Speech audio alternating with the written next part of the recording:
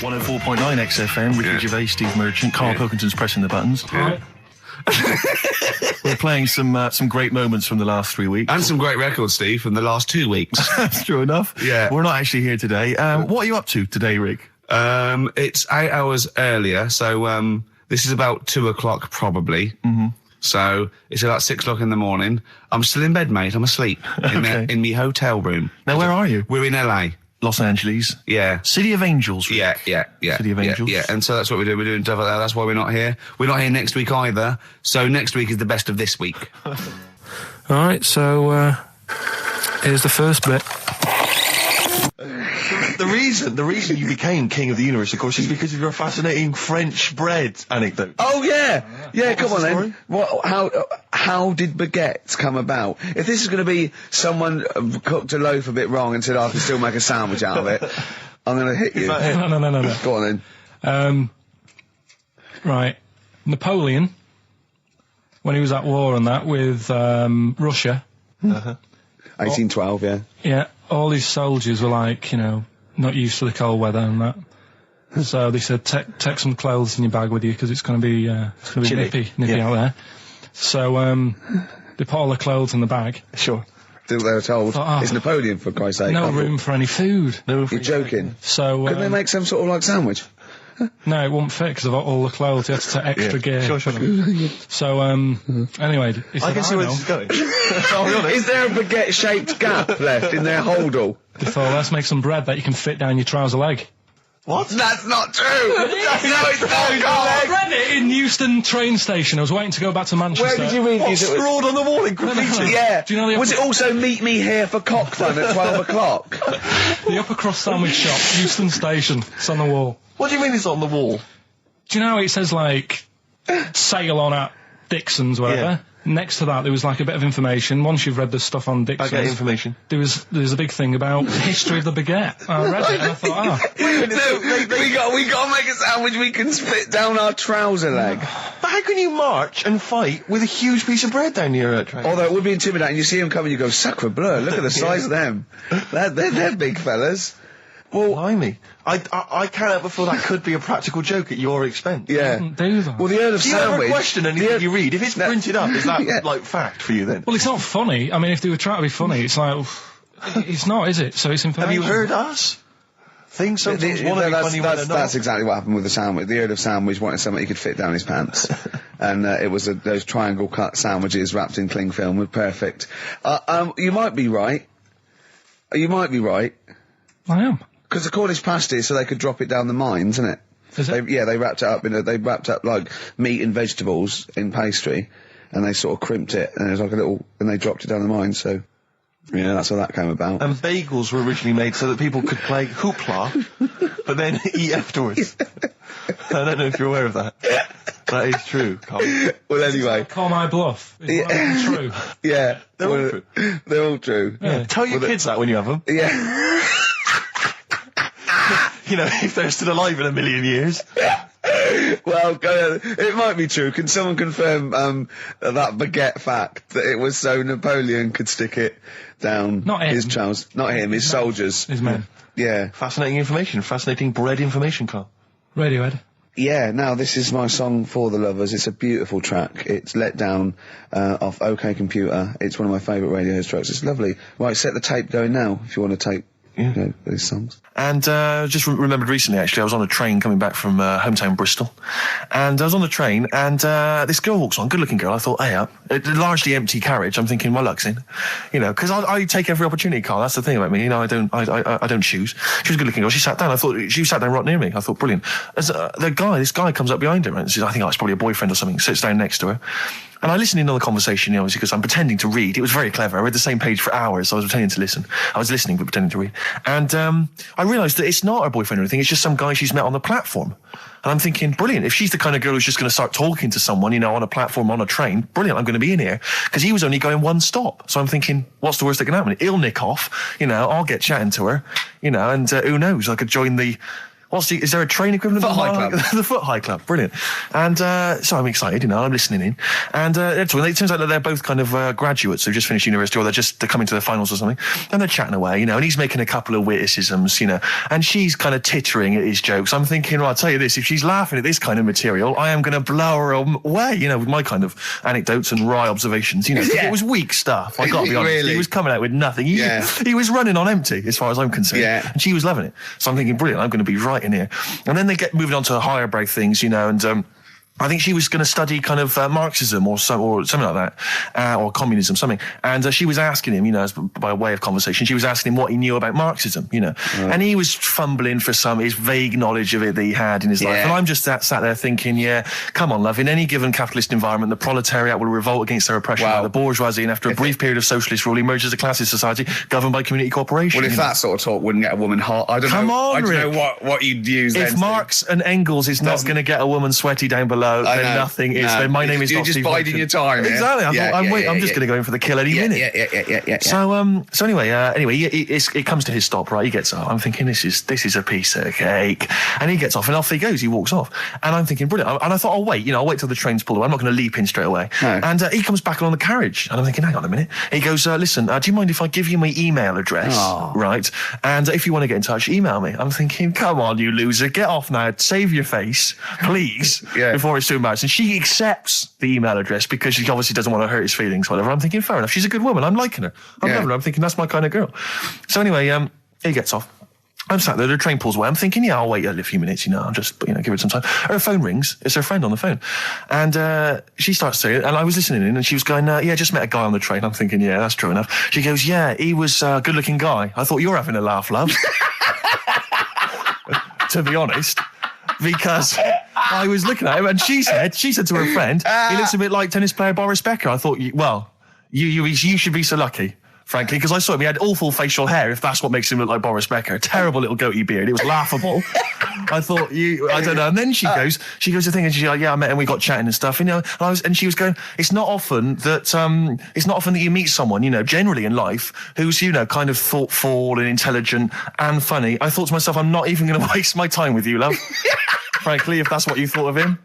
You just walked away. And I'll be honest with you, I didn't even bother talking to her. No, you were just didn't even waste my time with her. If she thinks that bloke is not only great looking, but funny and intelligent, and she got on well, and he was polite, and it was a chance meeting, and he thought, and she thought that you were like a freaky looking dork who didn't even have the nerve to speak. That is what she thinks, then I don't want to know her. I couldn't. You walked away, and good luck to you. And I have my dignity intact. Yes, and she's nothing. I love the fact that in pole position, in positions 1 and 2 of his favourite films of all time, it's The Elephant Man and Kes. Yeah. That's brilliant. Yeah. Go on. All right. Am I leaving the mics open a bit when this is going out? Yeah, or what? Let's have a listen. Yeah? All right. So don't talk then, right? Just put that hot dog down, Rick. And this is the bit in Kes where it's the teacher and he gets up and he has to Glover. talk. What's his name? Is it Brian Glover? No, it's the other teacher. The other one. Anyway. Right. Go on. All right. So, here we go. Things that had actually happened. I've got another one. What about you, Casper? Casper!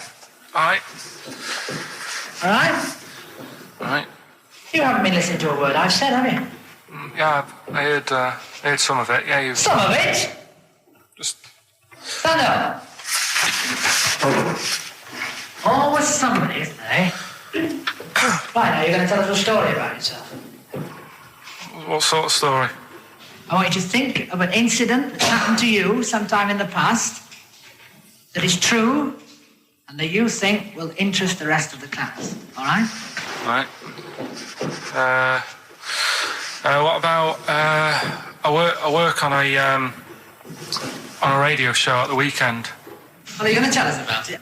I'll just do. It's 2 hours, and it's with Ricky Gervais and Stephen Merchant, and just sort of play music and tell stories and stuff. What kind of stories? Well, whatever. Like last week, it was science. We were talking about this lad who was growing a knob on his arm. So it's weird. It's tricky, sir, because like with Ricky, he gets bored quick and he won't listen to the stories, and he'll start squeezing my head. All right. right. I'm not interested in what he does. That isn't normal, is it, sir? That. I mean, it sure is a bit gay. Is he? Just messes about, though. Do you know what I mean? I try and, like, come up with good stuff. Like monkey news and, like, quizzes and stuff. But then he'll just, you know, Ricky will just mess about. I mean, on Saturday he did it again. He squoze me head. How do you spell that? Squoze. S-Q... Oh, you're going to show it off the wall? This is a new word to me. Squoze is S-Q-U-O-Z-E. Right, now tell us what it is. It's when he gets me head and he puts one hand on the back of it, right? And he puts the other hand on the front of it and he just sort of swivels it. Swivel, right down the front. Oh, swivel's not it's spelled S-W-I-D-R. How many times a day? How many times a day does he swells it? It depends what time he gets in. If he gets in about 12:30, he could get a good 3 in. But I think, you know, I don't really want to talk about. You've done enough, don't you? Well done, Billy. Big hand of applause. That is the effort. Yeah. Wow. That's the best thing you've ever done, Karl. This is the Best Of Show on XFM 104.9. I'm Ricky Gervais, with me Stephen Merchant. Yes. I hope you're enjoying the Best Of. You know, I've never been a religious type. You know, if people want to do it, I let them do it and what have you. Good of you. But out of all of them, I want one that's not going to take over your life. I don't want one where you've got to get up 3 times a day and you've got to go and pray and that you've got to get up early. Forget that. It's getting in the way. But if it's something like... I was walking to work the other day, right, across Oxford Street. There's a little Hare Krishna fella there. And he sort of had a leaflet and stuff. And he said, you know, are you interested? And I said, what do you do? And he said, well, you know, we're against getting stressed out and what have you. And he gave me a plum. They hand out food for some reason. But I sort of asked a few questions. That's just the imagery. These 2 bold people, one of which is wearing an orange smock. Holding a plum in the middle. He hands the other one a plum. It's almost like you can imagine some kind of religious painting. Exactly, yeah. But you know, what is their sort of main thing? Because he didn't really tell me that much. He was a Japanese bloke, so I didn't know what he was saying that much. Why? He wasn't speaking English? Not very well. He wasn't the best sales bloke to send out for them, is what I'm saying. Yeah. But what's that? Are they? You're saying they're nothing like? Well, I believe Hare Krishna is a kind of as an offshoot of a sort of Buddhist faith. It is. I think they are Buddhist, aren't they? Yeah, and obviously their kind of trademark, as it were, is that they have to say. I believe they have to say Hare Krishna, Hare Krishna in a certain rhythm, in a certain order, a certain amount of times per day. That's why you see them walking down the street saying Hare Krishna, Hare Krishna, because it's actually a sort of religious chant which they're obliged to do. So you see, even if you go into the Hare Krishna faith, you may find yourself, you know, in Tesco or whatever, forced to say Hare Krishna, Hare Krishna, perhaps out loud, not just thinking it. Yeah, no, out loud. You can put it on an iPod and you couldn't put that on an iPod. No, it doesn't count. No, I think you have to actually say it. So I guess that kind of eats into your social life a little bit. And there's the wearing orange as well. Particularly frustrating, I imagine, if you're in a cinema or a library. A little bit awkward there, you know, midway through. Or Star you Wars, live next door to a bloke called Hare Krishna, who constantly thinks you're calling him. Yeah, that probably. Yeah, so that's in this. I mean, I don't think we've quite done the Hare Krishna faith its full service there, but so interesting to you. I mean, you got handed a plum. You've been treated well by them. Yeah, well, but he couldn't tell. I just wanted to know how much time it would take up. What are the benefits? You know, what can you do? What can I you think do? the benefits are they probably don't get stressed out. They've probably got that sort of that zen, that chi-ness about them, where they try and interact and Quite meditative. Yeah. They've got some nice trainers as well, don't they, with their orange. What are you looking for then in a faith, Karl? You say what are the benefits? I mean, obviously Catholicism, you get the communion wine and bread, so... Yeah, but I can afford that. Right. Probably just I like the Crusaders. I was forced into joining that as a kid because a mate sort of joined it, and he sort of said, "Are you joining?" I sort of swore at him. I said, "I'm not doing that." Right? Yeah. He said, "Right, if you don't come with me, I'll tell your mum that you just swore." So I was like, "Oh." So I went along, and they used to just go on the Friday when they played, Sabutio and stuff. And then I went on one Sunday, and it was totally different. There was no Sabutio. There was no sort of, Table tennis. The thing where you hold a thing and knock things over. Skittles. There was all that on a Friday. Went on the Sunday, it was rubbish. They said, right, sit down in this room. They gave me a Bible. Thought, this looks too heavy, this is too big. I'm not interested in this book. And I never went again. I used to hide on a Sunday when they came round. And that's been the only sort of... why did it suddenly turn out to have to hide on a Sunday when they're coming round? Because they wouldn't leave. Who was it? Were they adults? It was well, he seemed like an adult to me at the time, but he was probably about 27. Well, that is an adult. Yeah, but do you know what I mean? He seemed a lot older when I was a kid. Yeah. And he came knocking and that, and he used to say to me, Mum, I'll just tell him I'm ill or something. And he used to hang around to see if I'd eventually come out to play and that. And if I did, I think they would have grabbed me and took me there. I love the idea that for you, religion has to bring with it some kind of gift. It's like, join our faith and you get an alarm clock radio. It's like something like I think religion does bring a gift. Usually, it's the gift of the Lord. Well, the gift of everlasting life, isn't it? And that's the problem with it, A lot of people believe in it because they think... But for Karl, his feeling is like, that should be a given. That's safe. I'm definitely going home with eternal life. But what else can I have? Is there an iPod? You have to have a religion? Because obviously I don't have a religion. I don't miss it, and I wouldn't want one. I'm an atheist, and that's out of belief. That's out of logic. And we don't get into the politics or the morality of it. Why do you feel you need a religion? Why don't you just get a hobby? Well, I didn't want one. I don't want one. I just was saying that, if I was to get one, which one would I go for? Is what I'm saying. I'd like to see you perhaps as a Jew. I think Judaism would suit you well, I think. What are the hours like for that? Tough. Can be tricky. That's what I mean. I don't want anything that's, And they have a day where they don't eat and stuff. I couldn't be doing that. So then they have days when they eat too much. Yeah, but what happens if I'm not that hungry that day? Like I say, I don't like change. No. I like my Cheerios in the morning.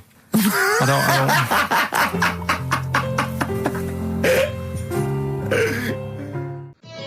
Avalanches, frontier psychiatrists. Absolutely. Well, we've had lots of emails. People, obviously, we inflamed and provoked about the Cornish pasty. I've got a couple of amendments to that. The crusty bit, is actually as a handle, because obviously the miners had dirty hands, and they'd eat all the stuff in the pasty, and they'd be left with this sort of crust, and they could throw that away. Also, someone told us that at one end was an apple, so you have a little sweet as well. Little dessert. So, there you go. You noticed how, over the years we've been doing this, way back when we started XFM, no one ever contributes when we ask about the music, when we ask about hip-hop, or their, opinions on that, anything important. No. But start talking about pasties. Yeah. We've had about 5 phone calls. Yeah. And someone phoned up to confirm. They used to work for Upper Crust, and basically, Karl got all excited. So it is true. Well, I don't know if it's true. I've read the same sign you did, Karl.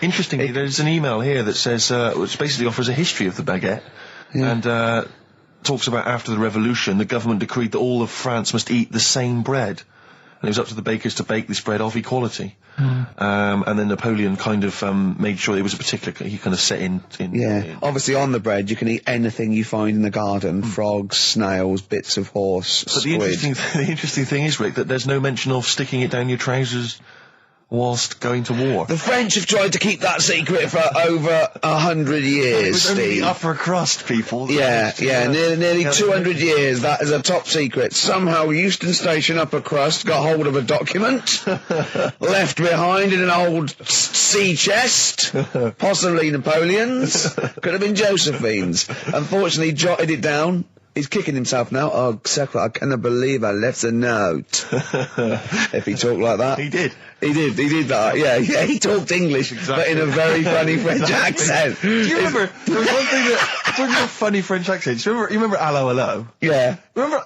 it was on about 5 o'clock in the afternoon, but they still meant, because it was a funny Frenchman, it was that English guy who was posing as a French police officer. It's very complicated. He would often walk by, and I remember there was one where he said, I was pissing by the door when I heard they shit. Oh yeah. Now that's passing I'm allowed by to the say door. that. I'm allowed to say Passing that. by the door when I heard a shot. That's what he's saying. I'm allowed to say that at 2 o'clock because I'm just saying I'm talking in a French accent. Yeah. I was pissing by the door when I heard a shit. Yeah. That's fine. Yeah. Because I'm speaking French, Carl. Do you know what I mean? That's the rule. I'll tell you something I do know. Go on. Right. But I can't really get a question out of it. Go on. Just tell us. There's a shadow somewhere. It's already good, isn't it? I'm loving it already. No, right. There's a shadow. I think it was in America. Yeah. And it's on a quiet road. I'm guessing somewhere like Boston. That's what I imagine. Okay. Right? No. Somewhere like Boston. And people at night used to see this shadow moving about. And they'd go, what's that? Right? And it got known, the town, the little local town got known for this shadow, but it didn't cause any problems. What are you talking about? It's just you lost me. What are you talking about? Do you know, like, some places get famous, like Scotland's got the Loch Ness Monster and that, but it doesn't cause any. Yeah. But it doesn't cause any problems. It doesn't exist. Go on. Right. So there's this shadow walking about on the road. What do you mean? No, what's he again? Rubbish. Right. So he's walking Nonsense. about. Where did you read this? Where did you see Walking this? about. This was on the internet, and I'm sure. Sorry. Sorry. Right. I thought it was shite. I didn't know it was on the internet. Right. So this shadow is moving about, and Independently of an object. yeah, and the local mayor and that is like, yeah, it's a bit weird, but it's not harming anyone. The mayor involved. Was he elected to that post? Hey, Mayor, we got a problem down here. Seems like a shadow. Well, it's not causing any. No, it's just causing any problems. Yeah, go on. But that's the thing. It was left for years, and then it did start causing problems. I see, that's it. If you leave these shadows to go unchecked, Rick, they go crazy. Yeah. You let them run amok in the city. Yeah. You've got to stand What down did it do? on What did it Roman do? shadows. What did the shadow do? It was pushing people off the bikes. It was what? It was pushing people off the bikes. Oh, I'll find out more for that next week. Right, that'll tease oh, them. you're a maniac. We'll do more on that. We haven't had time for Please educating. never have children. Right, listen. You are Just promise me now you'll never have kids. Like I said to you, though, the reason I did this was to get that kitchen. Right? Now, Brilliant. as we speak now, right, Builder's in the flat. He's been annoying me. Of course he has. Of course he has. What's he been doing? When he turned up on Monday, right? Yeah. Wanders in, and the first thing he says to me is, said, the pub across the road, is it any good? I said, well, it doesn't matter, does it? You're working on the kitchen. Think of saying that to a builder. Probably making conversation. Probably meant, do they do a toasted sandwich? Because I've got a half-hour lunch break. Not an hour, like Karl Pilkington. So I'll probably there and get a nice, cheese and tomato sandwich. Is that genuinely what you said to him? Yeah. The first thing you Yeah, said so to him? Suzanne had to go at me saying, why have you said that? He hasn't even started on it yet. I cannot believe that. You're unbelievable, Carl. And you say it's us that are rude, crass, I wasn't being thoughtless. rude. I just was letting him know. Do you know what I mean? I know what He they're up knows to. what he was there for. He had it down on his little docket. Do the kitchen this week. Yeah, he didn't come there and go, what did I come out for? Was it to go to the pub for a week? Why am I wearing these overalls? Yeah. Who's the little bald mank twat insulting me? Let me just check. Let me call the head office. I wasn't having a go, though. I mean, they should have finished it yesterday, and they're there now, right, Yeah. on their own. And what annoyed me is they turned up late today. Hold on, Karl, I've just realised something. They're probably listening to the radio. This, I assume, tuned to XFM, isn't it, in your kitchen? Yeah, but they don't know it's me, do they? Do you know what I mean? No. They'd go, he's got a whiny mank voice as well. So's the bloke who owns this place. And the bloke who owns this place, when I said, what's that pub like across the road, said, well, you won't be bothering that. He's working on this. No, he won't be able to put two and two together, will he? You've suddenly, the penny's dropped, doesn't it? You've suddenly realised. Look at his face. Yeah. He's suddenly realised they might know it's him. And they could be listening, and they're going to clean you out, mate. Oh, if you are the builder working in, where is it? I won't say the address, but it's, Central London, isn't yeah. it? Go Yeah. mental. Have whatever you want. Opposite Seriously. that pub that you Yeah. like, that you're... That He'll probably be in there now, so he won't be listening. Oh, insulting You know what I mean? a That's a further British insult. workman. He should So have been just in go today. mental. He should have been in at 8 this morning, Just which annoyed go me anyway. mental. Why? I really don't understand why they've got to start so early, right? Yeah. But he said he'll be there for 8, turned up at 9:30, Yeah. right? Wanders in, and what annoys me is he could have left all this downstairs. He had a paper under his arm, Yeah. one of those crossword books, and a pot noodle.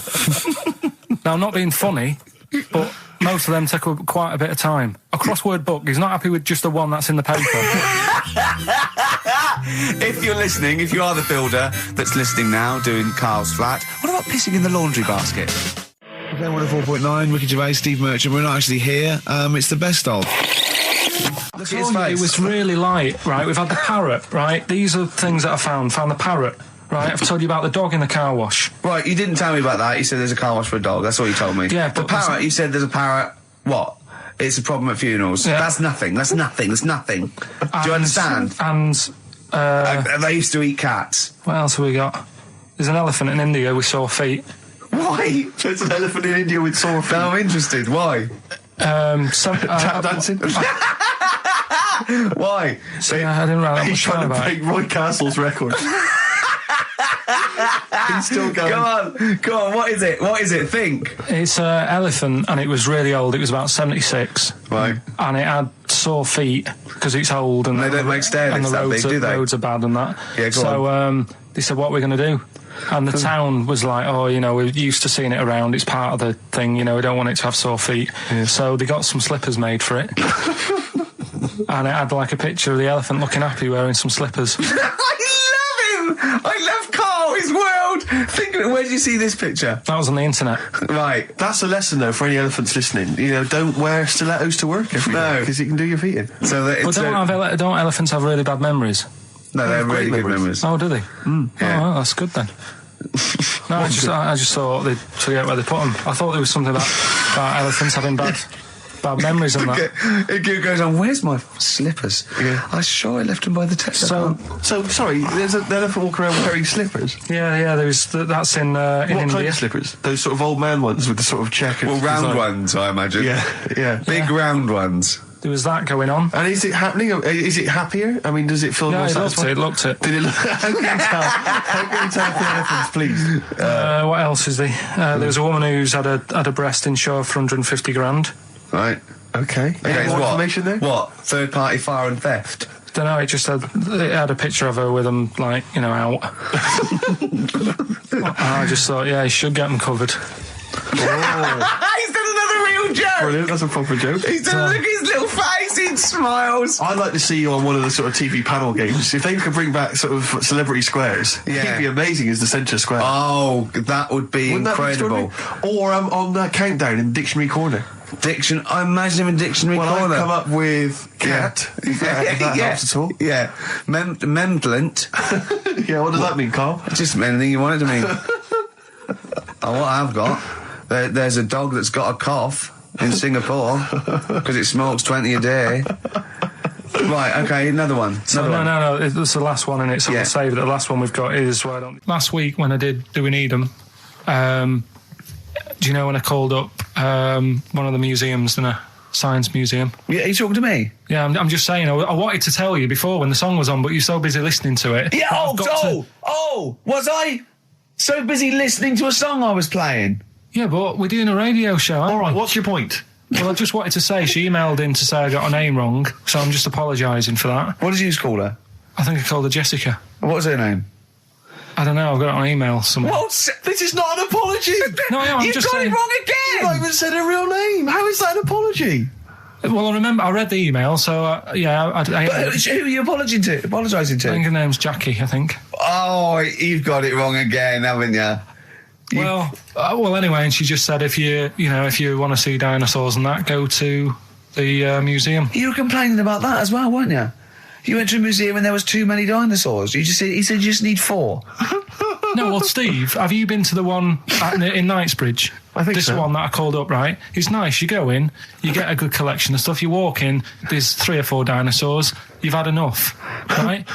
I went into New York, right? I went to the museum there, hundreds of them. You can't move for dinosaurs. Yeah. It's almost like they're responsible for them being extinct. There's loads of them. So all I'm saying is, if you want to see a dinosaur, go to the one near Knightsbridge. They've got a nice selection, some old vases and stuff. It's worth going. So, Karl, you're a second-time buyer, aren't you? But yeah. Bought one in Manchester. Lost $7,000 on that one.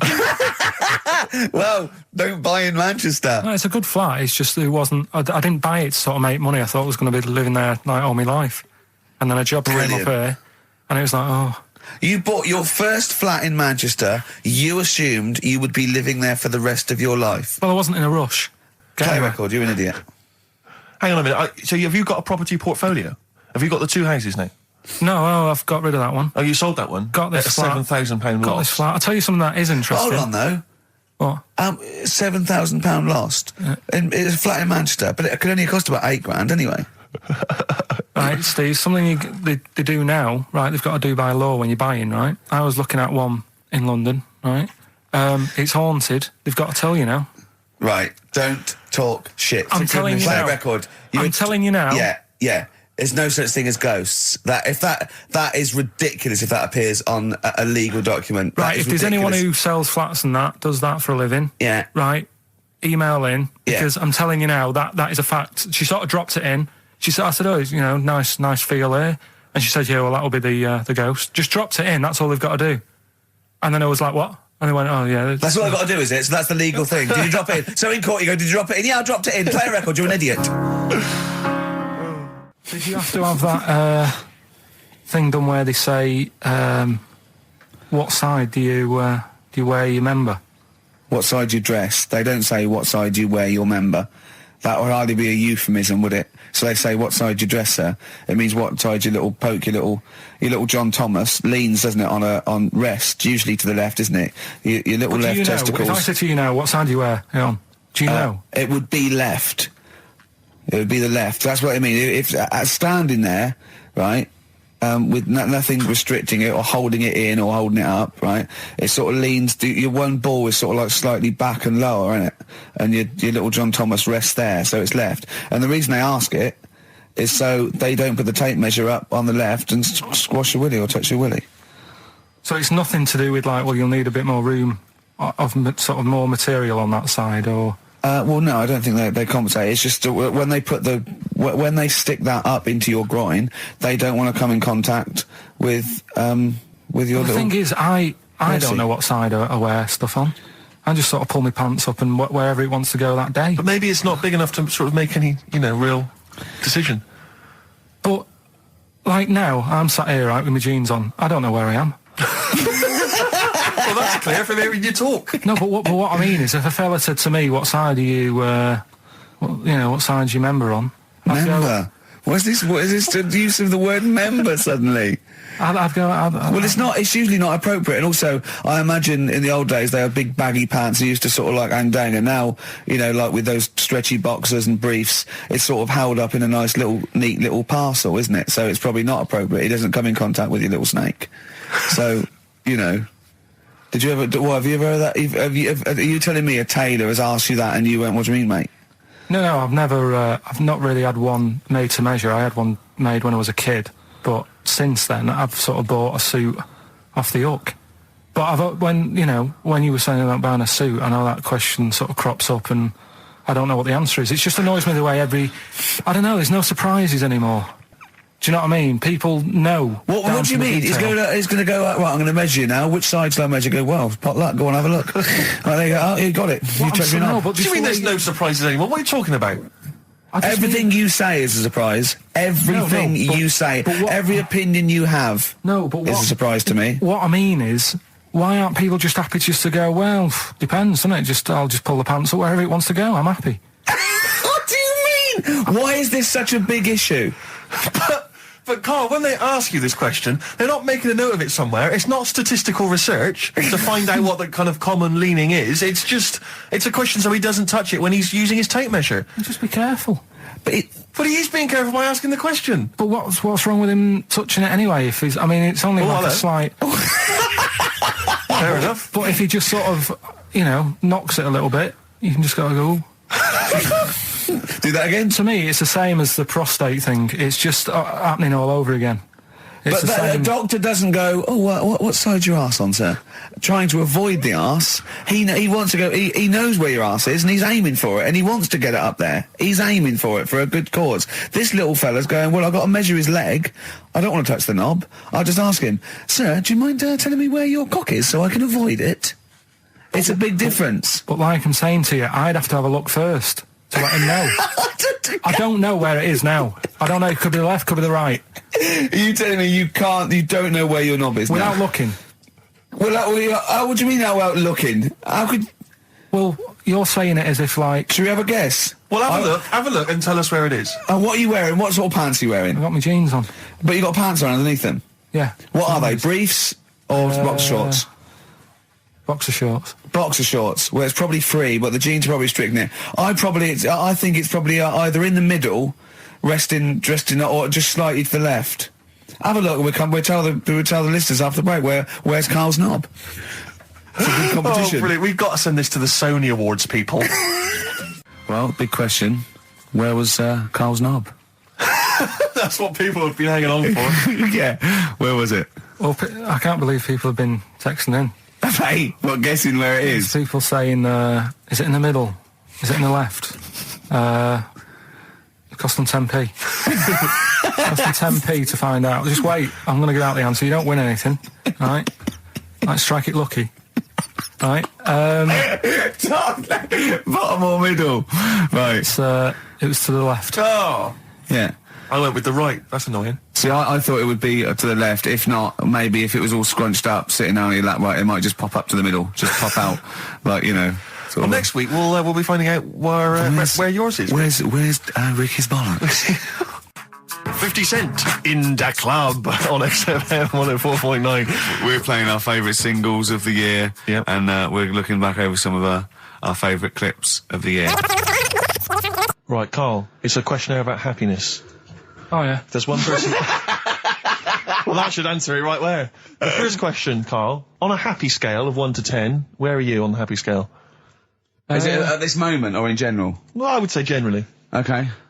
Yeah, but you don't always have to, like... I mean, I think I'm happy in that, but I don't always show it. You never show it.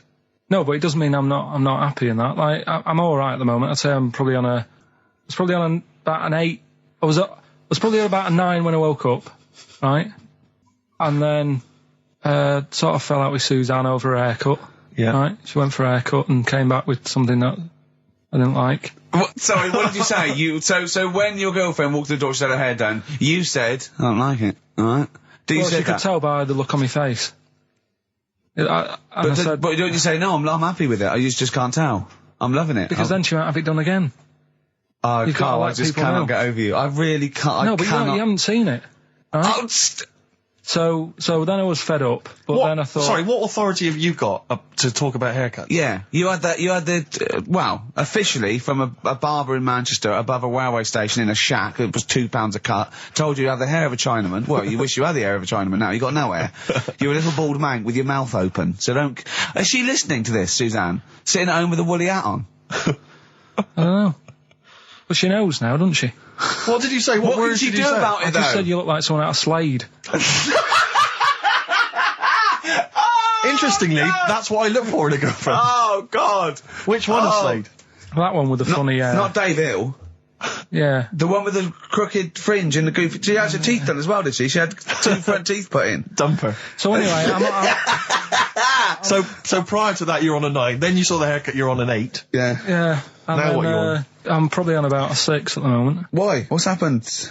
Well, while Star Sailor was on, bit more head squeezing going on.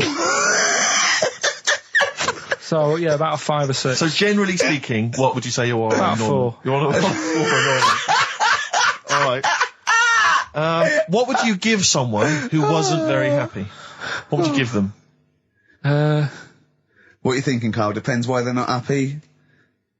They're low, okay, so what would you give them? I mean, yeah, depends, doesn't it? If it's someone who's just lost their arms and legs in an accident, you don't give them a lollipop. Sure, or some mittens. Yeah. You give them a hat. Yeah. Yeah. And dare I say it, a smile. A skateboard. Yeah. Yeah. I don't know.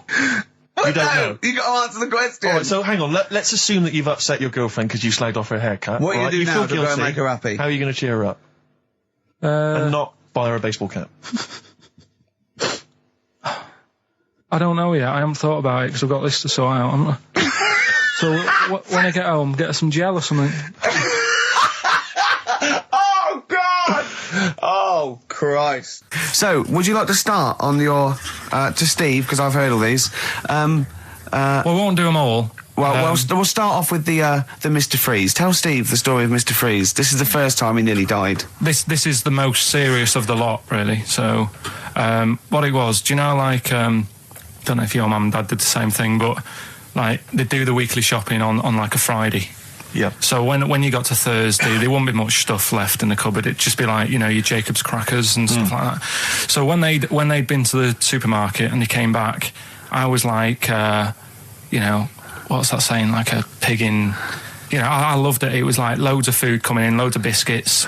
What is that saying? He nearly said pig in shit. Right. Is that the saying? Yeah. Right. So yeah, all this food comes in. Thank God he didn't. Otherwise he'd have been in trouble. That's true enough. Because he's culpable for our actions because he's the producer. So technically, that twat's in charge. Go on. Right, so anyway, so there's loads of food, and I'm like, oh yeah, look at this, and chocolate biscuits, and, you know, penguins and stuff. Bacon. And bacon. Just in case, you never know. So anyway, my mum and dad's putting the food away. Me and our kid are like, he's already grabbed something, gone back upstairs. It's like feral children. it's like a quest for fire. And then they ran upstairs. What did you sit under the bed, gnawing at some sort of pig's trotter? So I saw, do you remember Mr. Freeze Pops? I do, yeah. So they're kind of like popsicles, icicles. Yeah, but really long, like a foot long, right? Yeah. So I thought, I'll have one of them. So I grabbed it. Went for the nutritious stuff first. Absolutely. And like my mum and dad are putting this stuff away and what have you. And I rip it open and knock it back. Right, straight away, just right back like Swallow that. it, Right yeah. But it went down the wrong way, right? So I was down like, your shirt? So I was like, oh God, I can't breathe. And my mum and dad didn't even know what I'd ate. Do you know what I mean? I ate it so quick. Yeah. And I'm sort of tapping my mum on the back, going, and she's going, oh God, you know, he's choking again, because I was always choking. If it was one thing, I don't know if I've got like a small throat, but I mean, even Ricky knows I can't drink that much, can I? Yeah. Do you know, or eat pebbles. I'm not a quick drinker. I'd always, I think I'm scared of like swallowing stuff. Yeah. And it was like bottle tops and mint imperials and stuff. I was always choking on stuff. Oh, jeez. So anyway, she's going, oh God, what's he picked up on it now? Drop it. So, and hit his nose with a stick. So I was going, I'm choking. At this point, my dad had I think he'd put his share away, you know, his food away, and he'd gone. His share, I love it. Yeah. He'd gone to watch like Winner Takes All or whatever in a lounge, and I was in the kitchen, and I was starting to I didn't care anymore. Do you know what I mean? I just got to that point where I wasn't struggling anymore. You just thought, I'm done I just for. was like falling to the ground. And my mum's going, you know, get in here, I think it's serious. And my dad comes in and sort of starts shouting at me, saying that's what you get for being greedy. He didn't even know what I'd eaten. Well, it was the moment to teach you a lesson, certainly. So he's there like that, and my mum's going, oh, look at him, and my lips were going purple, and my eyes were rolling into the back of my head. You look like Marilyn Manson. And so anyway, she grabbed me from behind and did that fireman thing. The Heimlich manoeuvre. Yeah. And, you know, winded me. And it came up, and I was all right. What, the whole popsicle came flying back out? You see, that's what I don't understand. Because there was nothing there. No, just a little bit. No, it swells up, doesn't it? Because it irritated it. So it went down your sort of like your epiglottis. It went down the wrong way, like it went into your air canal instead of your throat, and it sort of spasms, and that's the fear. You just got to calm it down and relax. So in time, I would have been all right. Yeah, anyway. you don't. Well, no, yeah. you might have. So that's so that's hang on. one. But the weird thing is, like for 3 days after that, I felt like a sort of special person. I went to school. I'm saying nothing. I did full days. A special needs person. Yeah. I went to school the next 3 days after that. I didn't wag it or anything. I did full days. I love that. 3 days, turn everything in. Yeah, exactly. After 3 days, you thought, screw it. Yeah, Well, did a quick history exam. Yeah. Right, next one. weird. That's popsicle. That's popsicle hell, we'll call that. So we're looking into animals that we get rid of. I've spoken to someone about snails. I've spoken to someone about jellyfish and that. And looking at cockroaches today. She's an expert. She's just not just some random person. No, she works in a museum, a good museum. I said I'd give it a plug. It's the one near Knightsbridge. It's got dinosaurs and that in it. It's worth seeing. Natural History Museum. Yeah. So, It's not sure. He's not sure. this is what happened.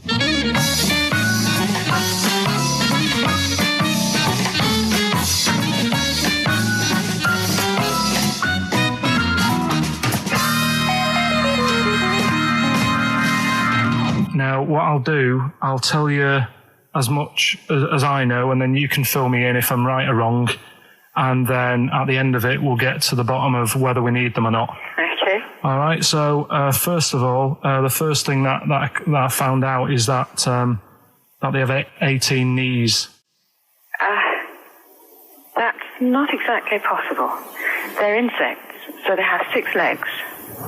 Yeah. And a knee is usually the junction between femur and tibia. That's sort of classic human knees and every other animal knee. So with 6 legs, you can only have 6 knees. Could somebody sort of got mistaken for seeing one that was a bit double jointed? I think you're grasping at straws or something. All right. Well, we might have to come back to that one then. Okay. They can hold the breath for 40 minutes. Well, they don't do that because they don't breathe in the same way as us. They breathe through little spiracles, holes down the side of the body. So, no, they're not a very apt simile because the method of breathing is so different. What do you mean? Because insects have a totally different system. They don't have lungs in the way that we do and just breathing through one part of the body. They're actually breathing through every segment of the body all of the time.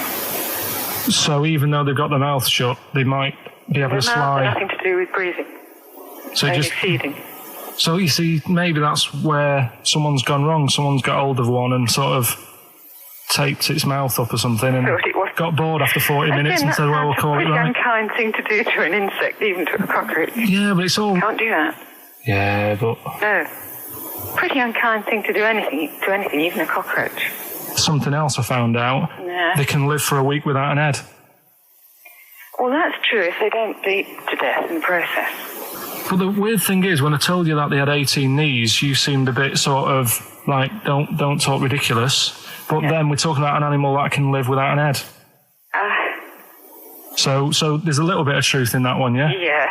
Why, when it was invented, has it got that facility?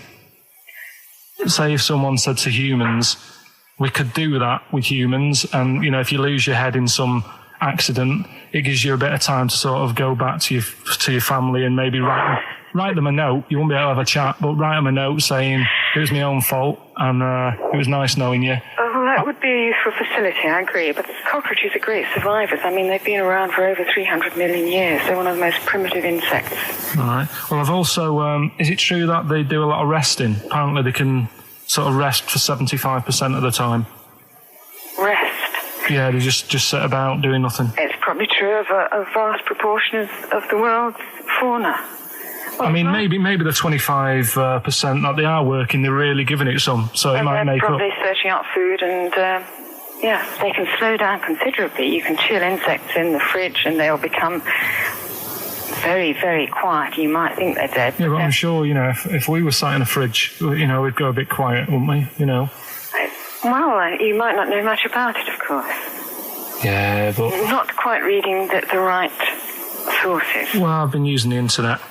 I'm sure there are many useful sources that you could find there, but some of those seem to have been a little misleading to you. So you don't agree with a lot of what I've told you there? No. So cockroaches, can we get rid of them? No. So we're keeping them then? I would say so, yeah.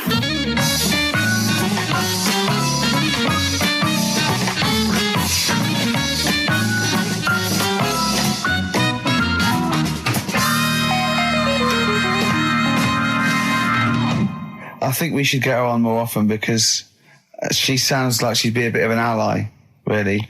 Because she knew immediately that you were talking nonsense. She even said, I think you should be more concerned about your sources, which I've been trying to tell you for a year, right? The fact, I mean, 18 knees, where did you get that from? It was on the internet. They can hold their breath for 40 minutes. I mean, I don't know what you read and take on. Mad world, don't it?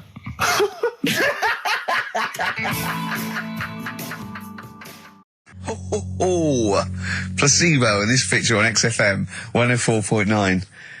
8 minutes to go. Let's make it a good 8 minutes, and then we can all chill out. Yeah, enjoy the rest of the weekend. Play the jingle. Chimpanzee that monkey news. Excellent. A particularly aggressive jingle this week. Wow. Yeah, looking forward to this monkey news. Carl. Right. Come on. So, what's her name? What? We've done. Sorry, what? Brilliant. We've done a lot of monkeys who like got involved in crime and stuff. Yeah. Right. We had the one on the train station, nicking a bag. Yeah. We had the one who went into a bank. Who cares? Went into a bank and walked out with the money and stuff. Yes. Right. Didn't happen either. Next. But the thing is, you never sort of found out what happened to them. If they sort of got worse, got more involved into crime this and monkey stuff. news update. That would be amazing. Brilliant. What they found out in India is Yeah. it's got a prison. It's just for monkeys. You mean wild animals? You mean a zoo? Yeah, a zoo or a kennel or something that where it's been gone mental or something. No, it's a prison. Yeah, Prison. Is it? Does it have fraud cases? It's got. It's Mainly sort of animals that are attacked things. Mainly violence, I bet. That's my that and theft. Say it again. Stuff. Theft. Say it again. Theft. Say it again. Robbing. No, let's go back to that word. We're going to keep doing it. We've got 6 minutes. You're going to say the word right before you go to Hastings. Well, do you say it? No, well, you no, say because then it you know first. how to say it. Well, all right. Robin. Caught Robin. Say it again, though. So Who's anyway. Robin? Who's Robin? So they've got this prison. Right? This is extraordinary. Say it again. No, you're not going to say it? Oh, go on then. So they got a prison for them, right? And there's 11 of them in there, 11 monkeys. Right. That are in there for life. Because that's... I think there's one just got out on parole, right? No time off for But good there's 11... I'll give you the bit of paper because I thought this was... Weird. You thought it was a bit weird. Now, Carl, what are they in there for then? Because, I mean, they're in there for life, so I'm assuming it's murder, is it? Premeditated murder?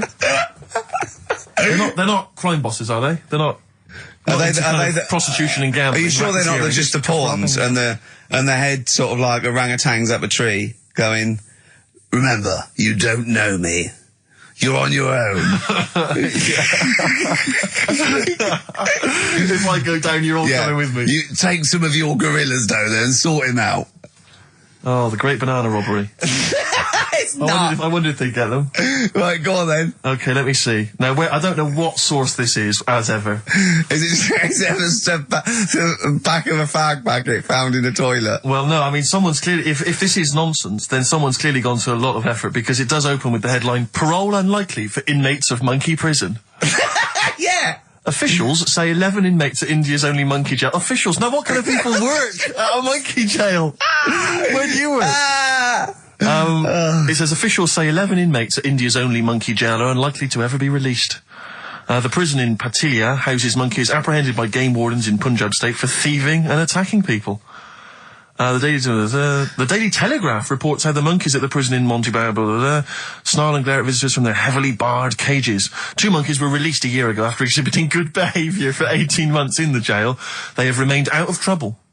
Prison can work, that's good. So all 11 monkeys. They were aggressive wild animals that were taken away from the public for their own good. And Robin and that. Wildlife officials believe part of the problem has been caused by thieves training monkeys to help them. Lorry drivers training monkeys as guards for vehicles, and itinerant entertainers using ill-treated monkeys as part of their act. It's the monkey that takes the rap. It's a shame, that, isn't it? That is awful. They didn't know what they were doing, did they? Oh, so there you go. What do you think of that, though, Karl? If you could visit them, like Lord Longford or something, what would you say to them? You go there and you get a visit a week or something, you know. So can you get us a video? Alright. Do they get conjugal rights? Do you reckon? You wouldn't be interested in that, though, would you? They get what? Would you be happy to give them their conjugal rights? Yeah, would you? Fair enough. Alright. Off to Hastings. Off you See you go. later. Oh, chimpanzee, that monkey news. Right, this one's about it's been emailed into me. Right. I haven't really had time to check it out this week. No, you're joking. Been busy. Ooh, I hope it's not stupid. Goes back to 1908, and the person's saying it's a good story and that, and they're surprised they haven't picked up on it yet. Right. The Olympics, right? in 1908 in London. Apparently it was meant to happen in Italy, but it was cancelled. Don't know why. Right? And it happened in London. Anyway, 400 metres. Right, it was meant to... there was a fella who was going to do the run, right, and the favourite to win it was this Bulgarian guy, right, who was like a newcomer. Okay, these are a few things it cannot be. One, he injures himself, so a monkey steps in and wins.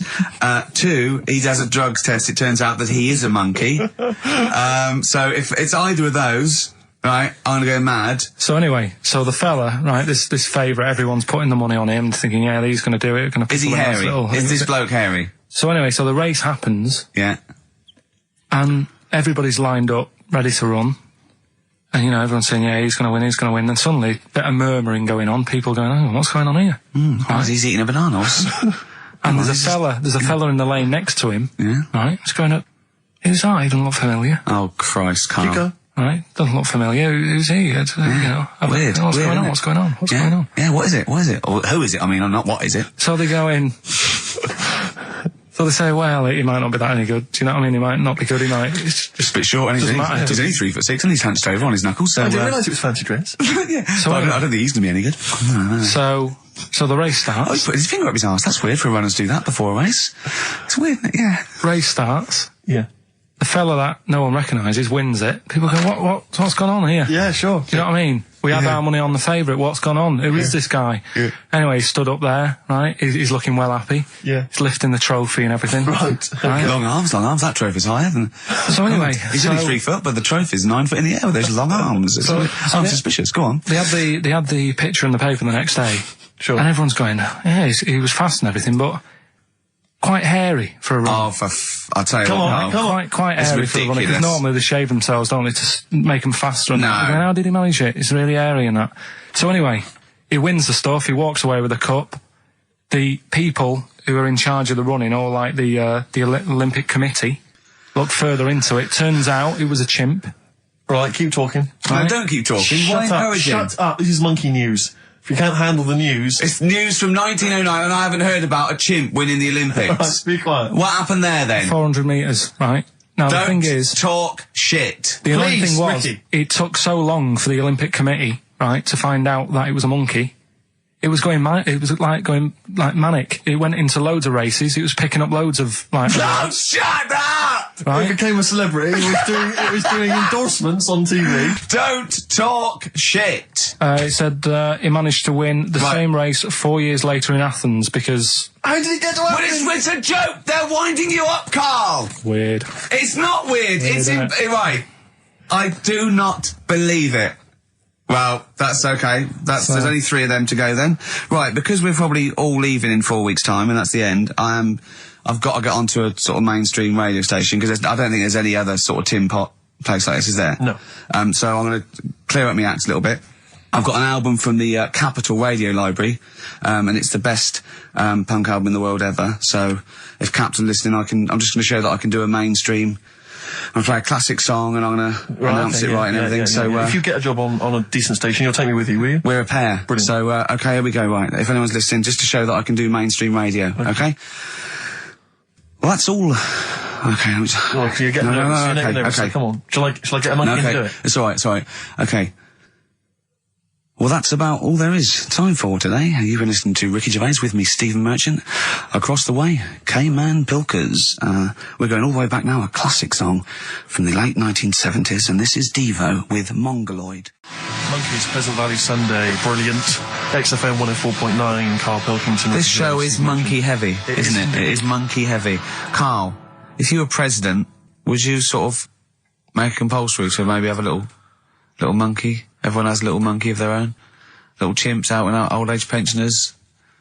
It's not a bad little, It's funny, you know, because there was, a story the other day, when I was looking for monkey news.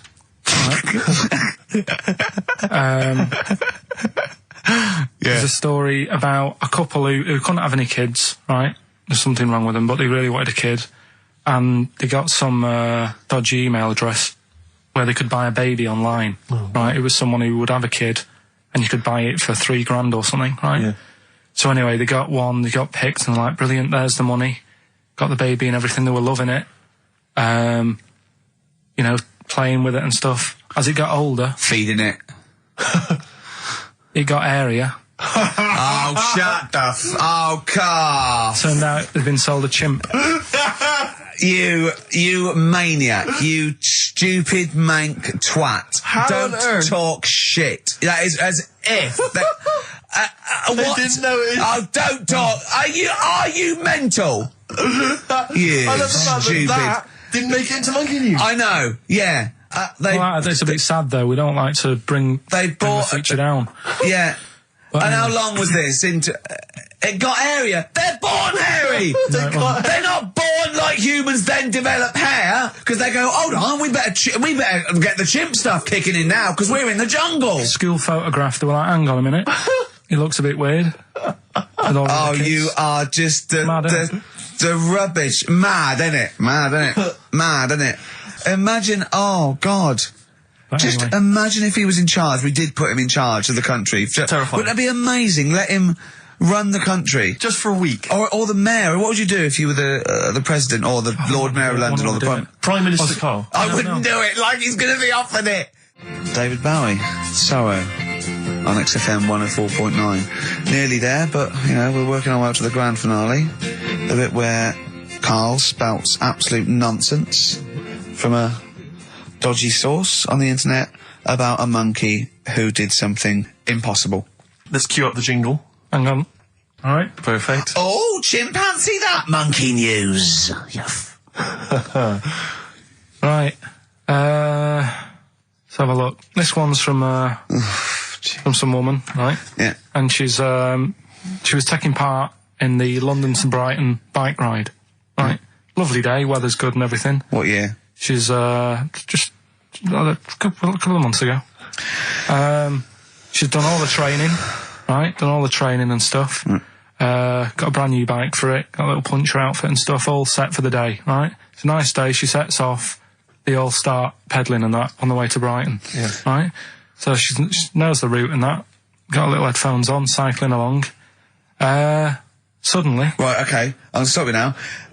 If a cyclist overtakes her and is going really fast and it's sort of hunched over, but it's got like lots of cycling gear on and a helmet and goggles, and they can't tell what it is, but they just know it's like a little hairy fella who hasn't bothered shaving his legs, which is weird, isn't it? Because cyclists usually shave their legs, and this bloke had really hairy legs. But and it won. They gave it the medal. It won 3 years running. They gave it the key to the city. It had its own game show, and then someone said, "Hold on, though, this fella's all hunched over, and he's only 3'5", and his arms are longer than his body.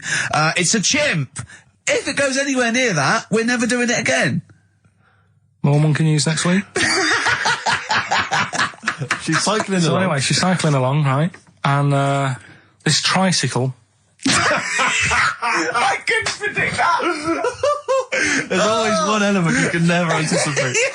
Yeah. Got a kiddie's tricycle with a little kid on it. Little hairy kid with a helmet. Okay, just go on then. The tricycle comes Whizzing past, yeah. things. Strong legs and no chimps. So she's thinking but didn't get a chance to see the thing. Oh, yeah, couldn't quite see the cyclist. Oh, God! You bald mank git. Go on. Yeah, research scientist Karl Pilkington. So anyway, she gets to the end line, right? And they got talking. So it was a nice day, nice race and all that. Said, "Did you see a little thing on a tricycle?" Thing? Well, a person, surely, just a human. Did you see that? No. Did you see that bloke on the tricycle? So anyway, turns out Tricycle. Yeah. Well, what did she say? Thing? Well, no, wasn't that suspicious? I mean, what did she say? Did you see that fellow on a tricycle? anyway, so it turns out Go on. it was a chimp. You're joking! Right. Well, Christ almighty, there you go. Unbelievable, and it was a chimp all along. So anyway, right, so the woman's like We're never doing this again. checking out the news, right? There's nothing on it. She checks out XFM Monkey News. Right, okay, I'll I stop you don't there mention again. Right, if it turns out she does on the news, right, and the circus goes, we're looking for our chimp, it used to ride this tricycle, and it escaped with police chasing it. No. So she listened to XFM, see if I'd picked up on the story. Yeah, sure. I didn't have it and stuff. So she got in touch with the organisers of the London to Brighton bike ride, said, look, saw a little hairy fella. Why did she care? Because she wanted to know. She thought it was a bit odd. Turns out it was a chimp. They weren't happy about it. Of course not. Because now the owner of the chimp wants to enter it into the Tour de France. No! Oh, God! I'm gonna die! Oh, God! In 2005. Now, a couple of questions. I trust you'll be able to answer these. One, Oh, God! Steve, help me out. how did it get hold of the tricycle? I don't know. Okay. Okay, no, that's fine. That's not an important point. Look, that's important. How What's the did matter it- with you, Steve? He doesn't know that. How did it know to... well, firstly, how did it know which way to cycle? But more importantly, how did it know there was a major bike ride on that? He's following the crowd, No, Steve. no. What's the matter with you? The owner of it had trained it and stuff. No, he hadn't. It had already done the run beforehand, before the big day. No, it hadn't. Like I say, it wants to do the Tour de France in 2005. No, it doesn't. But there's something about animal rights. If they don't let it enter, they can kick up a bit of a fuss. No! The animal rights is that it's cruel to make a chimp ride a bicycle. Not if it that wants it's to. prejudice that it'll go, is it because I is hairy? You idiot! Right? So, Wow, that is the worst. That is the worst one yet. Absolute twaddle. Absolute rubbish, Karl. Have you got a tricycle? Unbelievable. Oh, chimpanzee that monkey news. Okay, monkey-related news from Karl Pilkington. right. Do you know the monkey that went into space? Yeah. Yep. It happened in 1958. Right.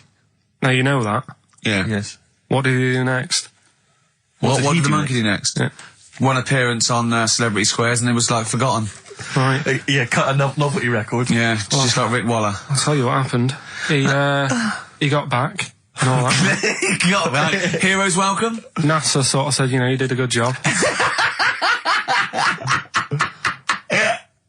And that's where a lot of people think, you know, it all ended. Sure. Yeah. But NASA were like, well, hang on a minute. We spent He's a lot of trained. time, we've trained him up and stuff. So he's like, you know, he's saying, sure, you know, I've learned a lot, I've still got it all, I've kept it all, I know what to do. So they said, right, we'll use you. So he turned into like a bit of a trainer at NASA. We want to send you out on the top of an organ. yeah. Put on this little bellhop outfit. Can you smoke fags? Yeah. I'll have a go. So they were getting in new monkeys. You know, the main man at NASA was saying, can you teach us the same? He's going, of course I can. Do you know what I mean? I remember it all, I know what's going on, I'll tell him what buttons to press, what to do in emergencies, that sort of thing. It was technically sort of employed by the army. Right, Because that's can I just fit in here? I don't know the story, Karl, and I might embarrass myself here. You've got an army of people out there that will probably send me an equally deranged email from a different website, but I'm pretty sure when they sent the monkey into space, it was to monitor his physiology. He didn't press any buttons or learn to dock or take off. It was just the effects of weightlessness and space on basically a primate. I'm pretty sure he was tied in with electrodes to his head. So, Yeah. well, yeah, I'm pretty sure. Okay, I could be people- proved. But Go on. even if that were the case, and he had learned to press one or two very basic buttons... Definitely not. Definitely But not. even if it were the case, I'm definitely pretty certain they wouldn't have brought him back to train up Neil Armstrong. Right, definitely. Go on, but go Him on. then. going, Neil, what are you going to say when you come out there? Yeah, yeah, well, yeah. I was thinking of just saying, hello, I'm on the moon. Hello, it's made of cheese. Don't say that. Don't What say about? I've noticed that you got little legs, Yeah. right? But mankind stepped forward. Well, how could I put that? I was just going to say, hello, I'm on the moon, it's great to be here, wish you were here. I've got to think so Hi, better than that. Mum. Yeah, go on. Anyway, basically he got back. They sorted him out with a nice pension. He was happy. Because of, like, the rank that he got, he was like, you know, he had loads of medals and stuff. He said, right, we'll make him a colonel. He got that. Like I say, he got a pension. That was the end. He died in 1969. He was buried with his wife. He passed away. His wife. I'm sure it just goes on to a different website about something completely different. And Yeah, it's you're just talking like- about Buzz Aldrin. Yeah. His page is missing. Oh dear. So, Well, Karl, if someone could call in, did they train Leica the dog to sort of like, you know, dock and He never re-entry? made it back, did he, like? we'll They find didn't out. bother. We'll find They out next didn't week. even bother. Didn't bother to bring him They back. just sent him up there, and they didn't have technology to bring him back. And they just went, yeah, that's brilliant. Well, I can do that. Yeah. Amazing. Really? Yeah. What do you think of that, Karl? Rubbish, isn't it? Sort of brought it down a bit. But But the little monkey made a colonel hero. Big Hero. What was he in? What craft was he in? Sputnik. Just hang on a minute. He was in Jupiter AM. Yeah. Let me see that piece of paper. Yeah, I can guarantee there's nothing there about his training other than let's hope he's not sick on the control panel when we shoot him up at 400 Gs. Oh dear. I love the fact that you think that this monkey was a high... Do you know what I mean? When you think of these things that are less than a monkey's face, do you think of the Planet of the Apes? Like they're sort of talking... sort of chimps and gorillas, and they're in tunics on horseback with snub-nosed rifles. What do you think of? Just a little monkey getting on with it. He knows his job, he knows what he's got to do, he gets on with it. Look, he's pressed the button. Watch him press the button. This takes me back. Do you remember 1965, I think it was? We're going to use him to train other DJs. That's it then. Goodbye. Thanks. Cheers. Cheers. Got to hide your love away. According to the Beatles on XFM 104.9, I'm Ricky Gervais with me, Steve Merchant. Right, Carl, come on. Monkey news. Everyone's composed. The jingle, please. Oh, chimpanzee that monkey news. Excellent. Okay. Right, where were we? We were just start again. There's some people making a documentary. For what? Okay. Making a documentary in a jungle and that. Right. Stumble across a little gang. Okay, come on. All right. A little gang of monkeys. Yeah. Oh, come on. So the camera crew are there filming it. Yes. Everything's going normal. It's all fun. Nothing odd about it. Okay. They're not running a restaurant, they've not got any barbershops, nothing. No. Just regular monkeys going about their business, yeah. So anyway, what normally happens is the monkeys sleep with the partner. They already do what? They don't sort of sleep around and that. Once they find the girlfriend or the boyfriend or whatever, yeah. they stick with them, right? Okay. But anyway, they were watching this one, right? And it's going around a bit, sleeping around. Oily. And it was getting fatter. They thought, this is a bit odd. Yeah. Right? So, followed it round. And, see it having it away. Turns out, little prostitute.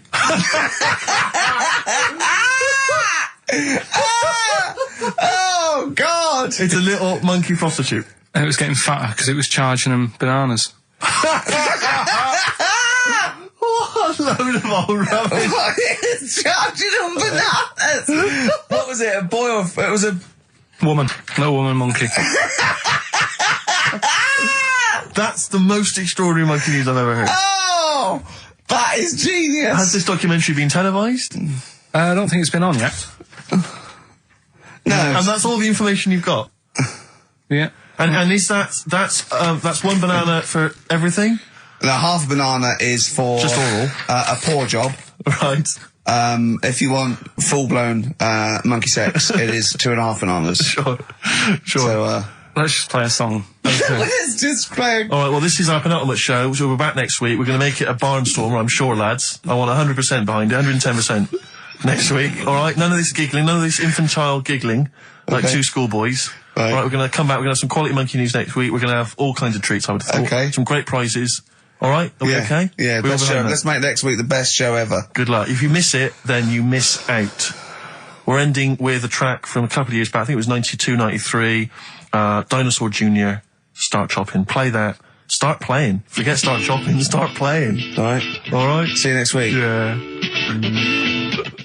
Anyway, it's what everyone's been waiting for. It's what Karl exists for the last time. It's monkey news. Play the jingle. Oh, chimpanzee that monkey news. Right, are you familiar with 100th monkey? Keep talking. 100th monkey? 100th? Yeah, like as in like, one more than 99. 100th? Yeah. The 100th monkey. Yeah, are you familiar with that? No. Anyway, thanks. That was monkey news. Next week, Adam and Jet. What do you mean you're going to leave that? Well, I thought it was a popular phrase or something. What, 100th monkey? Yeah. What do you mean a popular phrase? What, why? What? Because you're going to do songs and phrases with it next week. We've said it once before, 100th monkey. No, it's just, it says the expression 100th monkey. Well, do it anyway. What's the story? Well, it's from the 1950s, right? And the way they got it because they were following some monkeys about, right? And they started... Who was? Who was? Journalists. Oh, yeah, why? Oh, yeah. just to see what they're up to. Okay, so they're following some monkeys around, yeah. What was it? What, a documentary? Anyway, one of them Come on! One of them washed some potatoes. Right, okay. Right, let's leave that, right? Let's leave that one. Come on! A monkey washing potatoes? Can we leave that one? No, you cannot. It's You got to do it now. They're following a, what is it? Like, sort of like a family. Is it a family of monkeys or it was just one chimp and it was washing a potato and they thought, that's a bit odd, right? Yeah. And then it turns out that ended up teaching another monkey how to wash a potato. No, they do it. They go down and wash them in the sea because they like the taste of salt. And the weird thing is though, when it got to the 100th monkey, right? Even though it hadn't been taught how to wash a potato, it automatically knew. It knew what to do. What do you mean? What do you mean? It was in them. It was in them that they knew that when they get a potato, they had to wash it. That isn't the monkey news. I'm just saying that's where the expression comes from. But you haven't even heard of that. So well, there's a couple of things there that it could be another upshot, and you know, an instinct is part of your genetics as anything else. Washing a potato. But you can't pass on acquired characteristics. So that's nonsense. If you mean that. Someone was taught they had a child and it knew it. There's no chemical memory as such. So that wasn't even monkey news. What else you got? Monkey news. Right, let's do monkey news. You want to do it now? Yeah. Oh, we may as well have some monkey news. Let's have some monkey news. Do some monkey news. You made enough noise there, Rick? You want to? Sorry, but sometimes I like to move around, lounge and that, and at the mic. Sure. You know what I mean? Yeah. Well, let's have the jingle. We've not heard it for a while. Oh, chimpanzee that monkey news, Right. I haven't read this through properly. I'm just zoomed. Right. What do you mean you haven't read it through properly? Basically, right, it's about problems with chat rooms and that, right? A lot of people, it's like the new way of meeting people and that in it now, chat rooms. You get on there, you can have a chat. If you say someone was having a meeting with someone, they wanted to meet. Right, okay. Please don't preempt it. Right, there is not an animal in the world that can operate and understand. Do you want to know the story? You said that did they get married? It was 3 months later. She realised, there's a lot of bananas gone from my fridge. I want a divorce. This is what annoys me. Bobo. You say that monkeys can do Shakespeare if they're given the time. No. That's not it. Let's not get into the whole Shakespeare and monkeys. It's a philosophical conundrum. Please, let's not get into that debate again. It's about Right, so this one then. Oh. So this chat room, right? And the thing is, with chat rooms, you have like a big boss who's looking over it and making sure nothing dodgy is going on. Right. Right, so certain keywords come up and who's that, Dr. Zayas? Right. So anyway, they were looking over it, trying to look for dodgy stuff, but they kept coming over like really strange things. Like instead of saying, "Do you want to meet in a restaurant or bar?" Right, it'd be like, "Do you want to meet in a tree?" What tree do you want to meet? Right, okay. Are you shooting off? That's the end, yeah. I'll see you later, Seriously, mate. 'cause that's gone. I'm just going to listen to the end of it anyway. You're an idiot. You're an idiot if you believe that shit, honestly. No, I'm just telling you what's online. Let's hear the rest of it. How you're nearly you're ill. You're nearly okay, well, I don't know the PC term for this, so I really apologise. You're nearly retarded in some aspects. Instead of sort of saying wear something sexy, they'd say make sure you bring plenty of bananas. Right, you're talking absolute. Okay. Are you making up the monkey news now because you can't find it anymore? And instead of saying should we get married, they're saying how swollen and red is your arse? You stupid fool. No, that was me. So that's pretty much that. Is there time for monkey news? I think we've got to have monkey news. And then that second track from the Ryan Adams. Let's play the jingle though, if we can. Oh, chimpanzee that monkey news, Right. Now, it was back in the 1980s. Right. So it is quite topical then. Okay. When did this happen then? 1980s? Yeah. It's about a Colombian F1 sort of, Formula One driver. Yeah. Apparently these races were going on, right? And someone kept winning them. Right, okay, forget it. No, don't do it. It's rubbish. Because it's rubbish.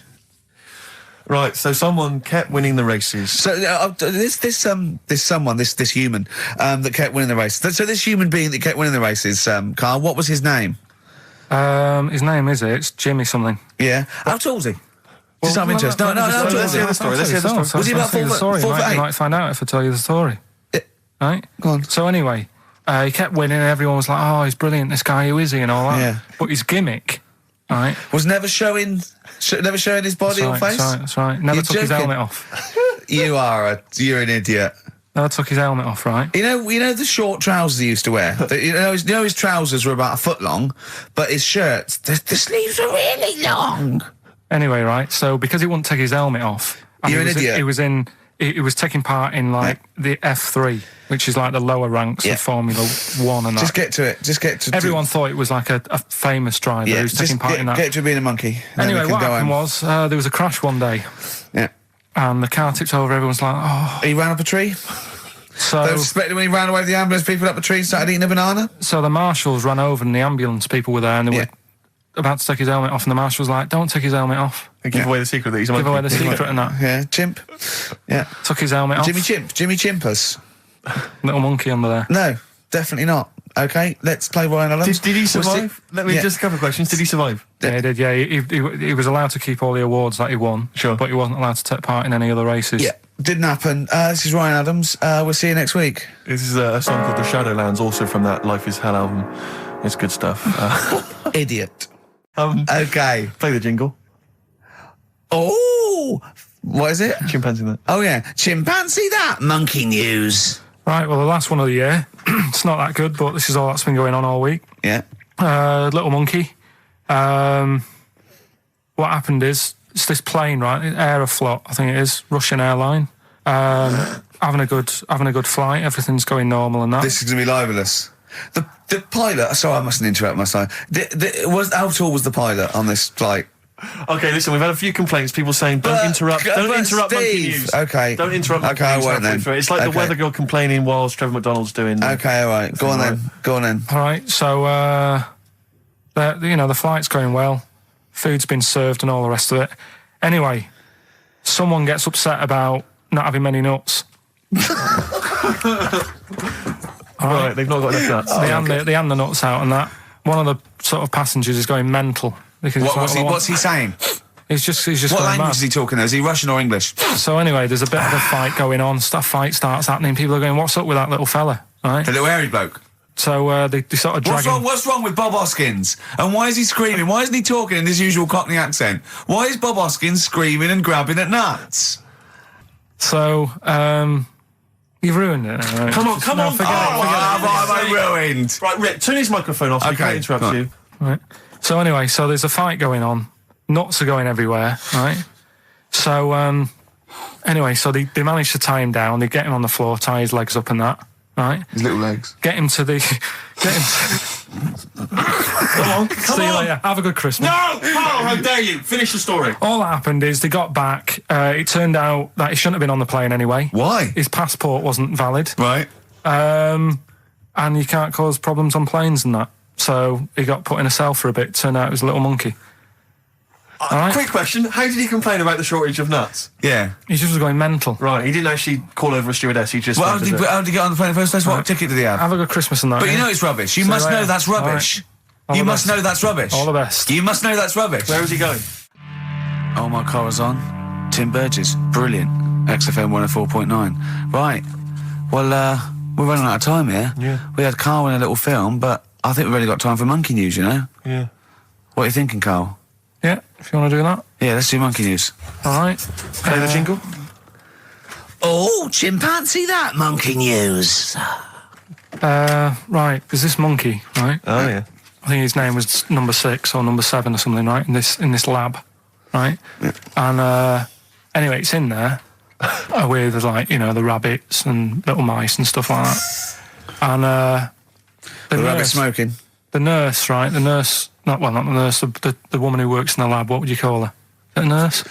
Depends. Depends what her job was. If she was a lab assistant, you call her a lab assistant. All right. I mean, they probably call her by her name. All right, lab assistant, right? Kirsty. So she's... I think it's probably Kirsty. Right, Kirsty Morris. Well, she's in there, right? Yeah. And she doesn't work with many people and that. She's mainly on her own with, just putting lipstick on rabbits and stuff like that, right? Chimp fancies her. So, Chimp fancies her. He's putting on lipstick, chimp fancies her because she's got hairy legs. He gets pally, right, with this woman. Yeah. Because, it gets to a point when she sees him every day. It's the way he sort of tries to string out like it's a narrative love story. Did the chimp put its hand out and grabbed her, and then you thinking that he made a move on her? So right, come on, he's allowed out. He's allowed out. It's not a story, is it? He's allowed out the cage and what have you every day. So he's wandering about, and as time goes on, he's watching what she's doing more and more, right? So he notices, like, the code on the door, right? Right. Whatever, 247 or whatever. Yeah. And he goes, right, I've clocked that, I've got that, I'll remember that, right? And then he goes, right, there's a lot of lipstick and that knocking about, a lot of makeup. Right, okay. No, there's no way. Finish. No, because Steve, you know what's going to happen. I know what's going to happen. So he's there. It's ridiculous. And he's going, well, if it's there, you know what I mean? So while she's messing about with the rabbit, he gets there, he's in front of the mirror, putting a little bit of lippy on. Right? You are no! I know. It's gone too far. No, it's gone too far, Steve. Right, your mic's off, Rick. He's finishing the story. So, turn mine off as well. It's gone too far. Turn him off. Just let him finish. Right, so the thing is, right, it's this monkey wandering about. It's got lipstick, it's got mascara on, it's looking pretty good. I didn't mention the mascara! It's looking all right, right? So it knows the code on the door, 247, right? So when she's sort of messing about with the rabbit, right, he goes, right, here's my chance. He's looking good, 247, out the door, through the reception man's there. He's like, all right, Kirsty, right? Don't talk shit! All right, well, this is the final one. Play the jingle. Oh, chimpanzee, that monkey news, Right, well, this monkey news story, right, it's about this fella, a couple of fellas in Texas, sort of running a farm, right? Just because they definitely fellas. Well, how tall are they? Can we just let him okay, they are human beings. These two are human beings. Time's against us. They're running this farm and that. And anyway, so they're outside getting the cattle. And he turns round, right? It's just that cow's... Couple of monkeys walking about. So he goes, what's going on, right? So anyway, so it's in Texas. They don't know what to do with the monkeys. There isn't a zoo. It's fairly barren there, isn't it? You know what I mean? Not much going about. So the other fella who runs the farm with him said, look, we need a bit of an hand. Right, so said let's teach them some stuff, and the monkeys were happy with that because they were lost anyway, right? So they had they do. They were bumming around. They were looking for work. They'd hired a motorhome. They'd gone out of their way. Maybe it's like the Hulk. They're like Bruce Banner wandering around, going, "I need some work." You won't get angry, will you? So anyway, right? So they taught these monkeys how to ride a horse, right? So they've both got. Sorry, you're sure Charlton Heston's not going to pop up? You're sure you weren't watching a video last night and thought it was a documentary? They've both got a horse each, right? They've been given like a little lasso and all that business. Don't talk shit, Karl. So anyway, it's going well, and it carried on for about 2 years. This, right? It's like rounding up the cattle every night and all that. Yeah. So the two fellas are chatting, going, it's worked out well, hasn't it? Right, if there's a hostile takeover and they sort of like buy out 51% of the shares or something. So they said, for this to continue, the monkeys are getting old a bit now. We need a little woman monkey in here to sort of get some kids going for like the future farm people. Forward planning, yeah. So they get a little woman monkey. They decided to only hire monkeys from now then. Why not? It's working. Why mess with something when it's not broke, right? So they get the little woman monkey in. They have kids and all that business, right? But the problem was, right, when they first got the woman monkey in, it was like, well, which one's going to have the woman? Right? So they started sort of fighting a bit and what have you. But because they'd seen the owners of the farm with like guns and stuff. Don't tell me the baby monkeys didn't want to go into the family business, went off to be a lawyer. They had a bit of a shoot-off. Shut up! They got two monkeys, right? And because they'd seen the owners with guns and what have you. Yeah. No, that sounds. So they had a bit of a shoot-off. Yeah. That's how they sorted it out. And who won? I think it was George. The one called George. Right. So I think they had 17 kids. The farm's still running. So that's like the last little monkey news there. Good little happy ending to that one. If you were to rub your nipple against his lips while I held him down. Right, come off it now. Come on. No, I'm not doing it. Bruce Springsteen, Thunder Road, last track on XFM's with you, Steve. You can check this all out on the webcam. I've got fingers. Get his arm out the way. Get the arm out the way. This happened on Scum. Oh, chimpanzee, that monkey news. Right then. So there's this monkey, right? In Canada. It's in a zoo in Toronto, I think it is. His name's Pascal. Right, and what happened was all the people in the zoo sort of said, what can we do? Sort of spice the day up a bit, right? Yeah. So they left. Embellishing. No way this is a news story. Let him do the news. Okay. So they left. Any dates? Just let him read the news, all right? You wouldn't interrupt Moira Stewart. It was about 2 weeks ago. No, because she always says today, so you know it's news. She doesn't say, right, there was a monkey, right? In Canada, Come on, right? mate, just finish the beer all night. A couple of weeks ago, in this zoo in Canada. Right. Jesus. They got a camcorder. Right. And they said, let's leave it for the monkey to have a play with, right? So, anyway, they passed it around. Won a BAFTA. And a couple of chimps and that were rubbish at it. They were like filming the floor and all that, and the fingers were always in shot and stuff like that, right? But anyway, there was this one chimp called Pascal, right? Who, annoys me that he calls them monkeys, though. They're not monkeys, they're apes. He was a dab hand at it, right? He was like, filming stuff, really good shots, you know, sort of nice mood and that. He used the lighting properly and all the rest of it. No, he didn't. Is this the news? What are you talking about? Is this the news? Steve, anyway. it's so annoying. You know it annoys me so much. Things like that. He was a dab hand. He was doing really good shots. It really annoys me. Let's hear the news. Anyway, right, so he started, at night, like when the zookeepers went home, he started filming, like, other monkeys on the go, like whilst they were at it, right? And he was filming them and what have you. The Ron Jeremy of the zoo. You know it's going to end up on the web.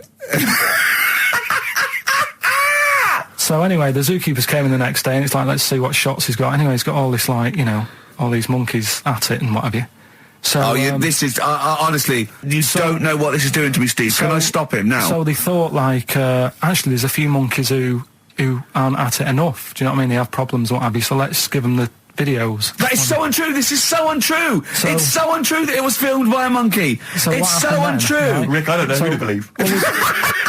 Oh, Karl, you're talking so much shit again. You must know that's not true. There's no way. There's a load of tapes out. Look at me. Don't keep talking. Look at me. Yeah. You must know that's not true. Can we just hear the end of this news? All you had a go at me last week because I didn't have the full story. I've got the full story. You're still not happy. There is no way that by chance, what should we do? Let's give him a camcorder. That could happen. Right. He then films him at it. That might happen. It might happen, but I don't think he'd keep the camera still. Two, they go, hold on, this is good stuff. This is good shit. This porn's good shit. Anyway, look at that. He's got a lovely shot. Yeah. So this is ridiculous. Let me just recap because I lost my way there. So the monkey has filmed the monkey porn, and now they're showing it to the other monkeys. Is he directing? Can you hear him saying stuff? Can you hear him go? It's just like, you know, Chimp Pimp 1, 2, and 3, and all the rest of it, right? But anyway, so they've got all these other tapes because what happened was they said he's quite good at this. Oh, and the animals, God! And the animals are happy having him around because he's not a human. He's just one of the gang. Do you know what I mean? So they started putting him in with other things like, you know, ostriches. Right. And talking shit. There was and you know they have a problem with pandas in Japan. So they've sent him out there, filming a bit of. Where are you going? Honestly, you really annoy me. There's no way this is happening. Can we just hear the end? Why can't he just find a real story about a monkey? Let's hear the end. The end is really that he's going to China. He's filming the pandas and whatever. No, he's not. They wouldn't send a monkey director. They would not send a monkey director. Oh, chimpanzee that monkey news. So monkey news, if you've only just started listening to the show. Oh, you poor fool.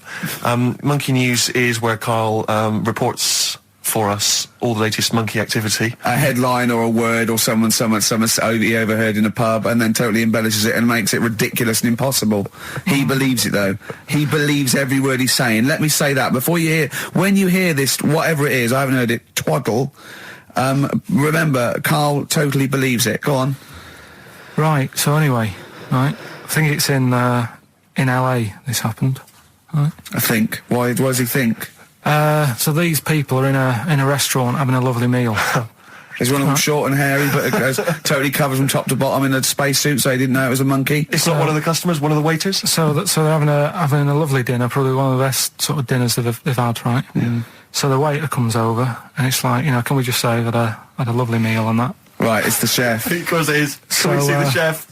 Yeah. So can we just, you know, see the guy who cooked it? Of course. Yeah. Short fella, hairy. So the waiter said, to be honest, the waiter said, look, he's busy, you know, he's got meals to cook and what have you. He hasn't really got time. He said, only take a minute. He said, no, I prefer, you know. So this is a restaurant in LA that serves brilliant food. I'll pass your message on and what have you, right? So he sends for Monkey POI. So it's a bit odd. Anyway. So they go out. Right? They go out to the car and they notice the the kitchen doors open. Yeah. Yeah, of course they do, because they're going to discover something that I don't know. So they're going to this just out of interest, this where did this chef train before we see him or reveal, you know, what he might look like or like to eat? So anyway, so they pop their head in and think, we'll just nip in and go, love fruit salad or whatever. So they stick their head in. We better see the human chef. You never guess what? Go on. Monkey stood on a chair, right, cooking veg. Right, so anyway, so they're like, what's going on here? What do you mean? What do you mean he's cooking veg? What is he doing with it? Well, he's stood on a chair by the cooker and he's chopping stuff. Oh, he's chopping as well now. He's just relishing it. Yeah. It's got a little, he's got the bosses in there. They're like a bit shocked, so he's a bit panicking because he's got this monkey working for him. So they say to him, "What's going on here? We didn't know this is what's going on. You know, why have you got a monkey cooking stuff?" So he said, "Well, incidentally, a monkey, I should point out, who probably doesn't need instructions from its girlfriend." Forget it. This better be a good monkey news, Karl. That's all I can say, because that was drivel. Amy Winehouse. Play the jingle. Oh, chimpanzee, that monkey news. Right. There's this monkey, right? Yeah. And it had been, do you know you hear about monkeys being badly treated and stuff like that? Yeah. So, anyway, it goes into this home. It's 14, this monkey. It's called Matty, right? Goes into this home where it's looked after. What do you mean home? Just like just a little monkey home, right? Okay, so zoo. Yeah, kind of, yeah, but they haven't got any other monkeys there, right? What have they got there? They've got just other animals and that, but not that many monkeys. But anyway, because he's there on his own, again, you know... When you say monkey, do you mean a chimpanzee, by the way? Because you usually do. Yeah. I can't believe that journalist thought this was scripted. Amazing. So anyway, yeah. So it gets sort of pally with the people working there and that, and it's smoking fags. It's having a drink at night and all this, right? What do you mean it's having a drink at night? How? It's all here. It's all here, Steve. I mean, we haven't really got time, but... Well, don't say it's all here like it's proof. You've got another stupid story that someone has put onto the internet. Someone sitting at home in their bedroom has put onto the internet. So it's having a fag. It's drinking a lovely glass of Bang Rock Station. Yeah, the wine that's perfect for a barbecue. Yeah. Anyway, it's loving life. It's forgetting about its past and everything, right? When this other monkey comes along. Oh no. Trouble's brewing. Go on. Right? That comes in, something said... Right, forget it then. Forget it. No, forget it. XFM. Wallace Chambers, Kings of Leon on XFM 104.9. I'm Ricky Gervais, with me Steve Merchant and Karl Pilkington. And England are world champions again then, so... Oh, it's brilliant. It was amazing, wasn't it? See, I'm not a rugby man at all. I never watched rugby. I think the last time, was when we won about 12 years ago, whenever it was. And I got into it last week because I realised we were doing so well. I watch England win anything. Yeah. Do you know what I mean? I don't care what... In fact, I wasn't into war when I was little until I realised we were so bloody good at it. We are really good at it. It's brilliant. But, yeah, fantastic. Yeah, it was great. Right, that's the rugby thing over. What next? That's it. That's all I've got. That's all I had today. It does steam me. Sometimes I watch it and it does remind me of when I play rugby, because one of them will boot it down the field, and then someone will catch it and boot it straight back again. Yeah. Which is essentially how we play rugby. I was made to play rugby. We had to play rugby. And I don't think I'd get rid of the ball so quickly. Yeah. I don't think I ever got tackled or fell over. Yeah. I think I touched the ball about 20 times in the 2 years it was compulsory. Yeah. I was terrified. Yeah, absolutely. That's same as cricket. I can't... I'm a terrible batsman. I'm all right at bowling, but it seemed like the pastime for people I went to school was to injure you. Yes. It was funny to see someone poleaxe. It was funny to see someone get a cricket ball in the head. Absolutely, yeah. You know, I never relaxed into rugby because the first day I was going to play it, my mum, I swear to God, my mother said, "You're playing rugby today, you got the kit and everything. Enjoy it, be careful." There was a kid at my school who broke his neck. And thanks very much for that. See you later. So we just went to school absolutely Man, one thing, broken neck, is that or do you get better in a couple of days? Oh, no, you can find your wheelchair.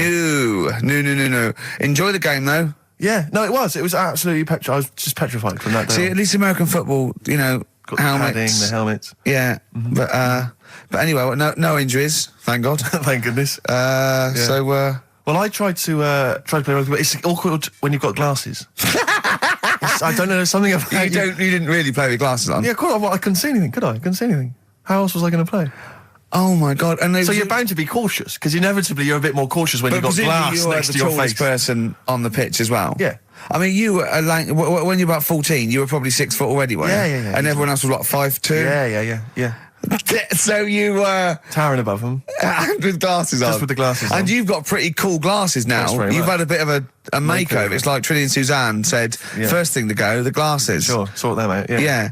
And presumably you used to have those National Health sort of bottle. Pretty much. Yeah. Is it true you've never been able to mosh? I at a tried to concert? mosh. Because you're I've scared. always watched people stage dive in, moshing at concerts. I've always thought that looks like brilliant. You know, when they ride above Like a everyone's wave, heads. like they're surfing on across someone's their heads. And so everyone's like, yeah. And I always wanted to do that because I'm a big rock music fan. And the only time I did mosh was at Rage Against the Machine. I tried to mosh at Rage Against the Machine. I love the idea of a band called Rage Against the Machine. Yeah. Aimed at a man with glasses who Yeah. won't mosh. Well, it was at the Reading Festival, and I think the lead singer, I forget his name, he went, can I just remind everyone that racism and fascism are on the rise in Europe again.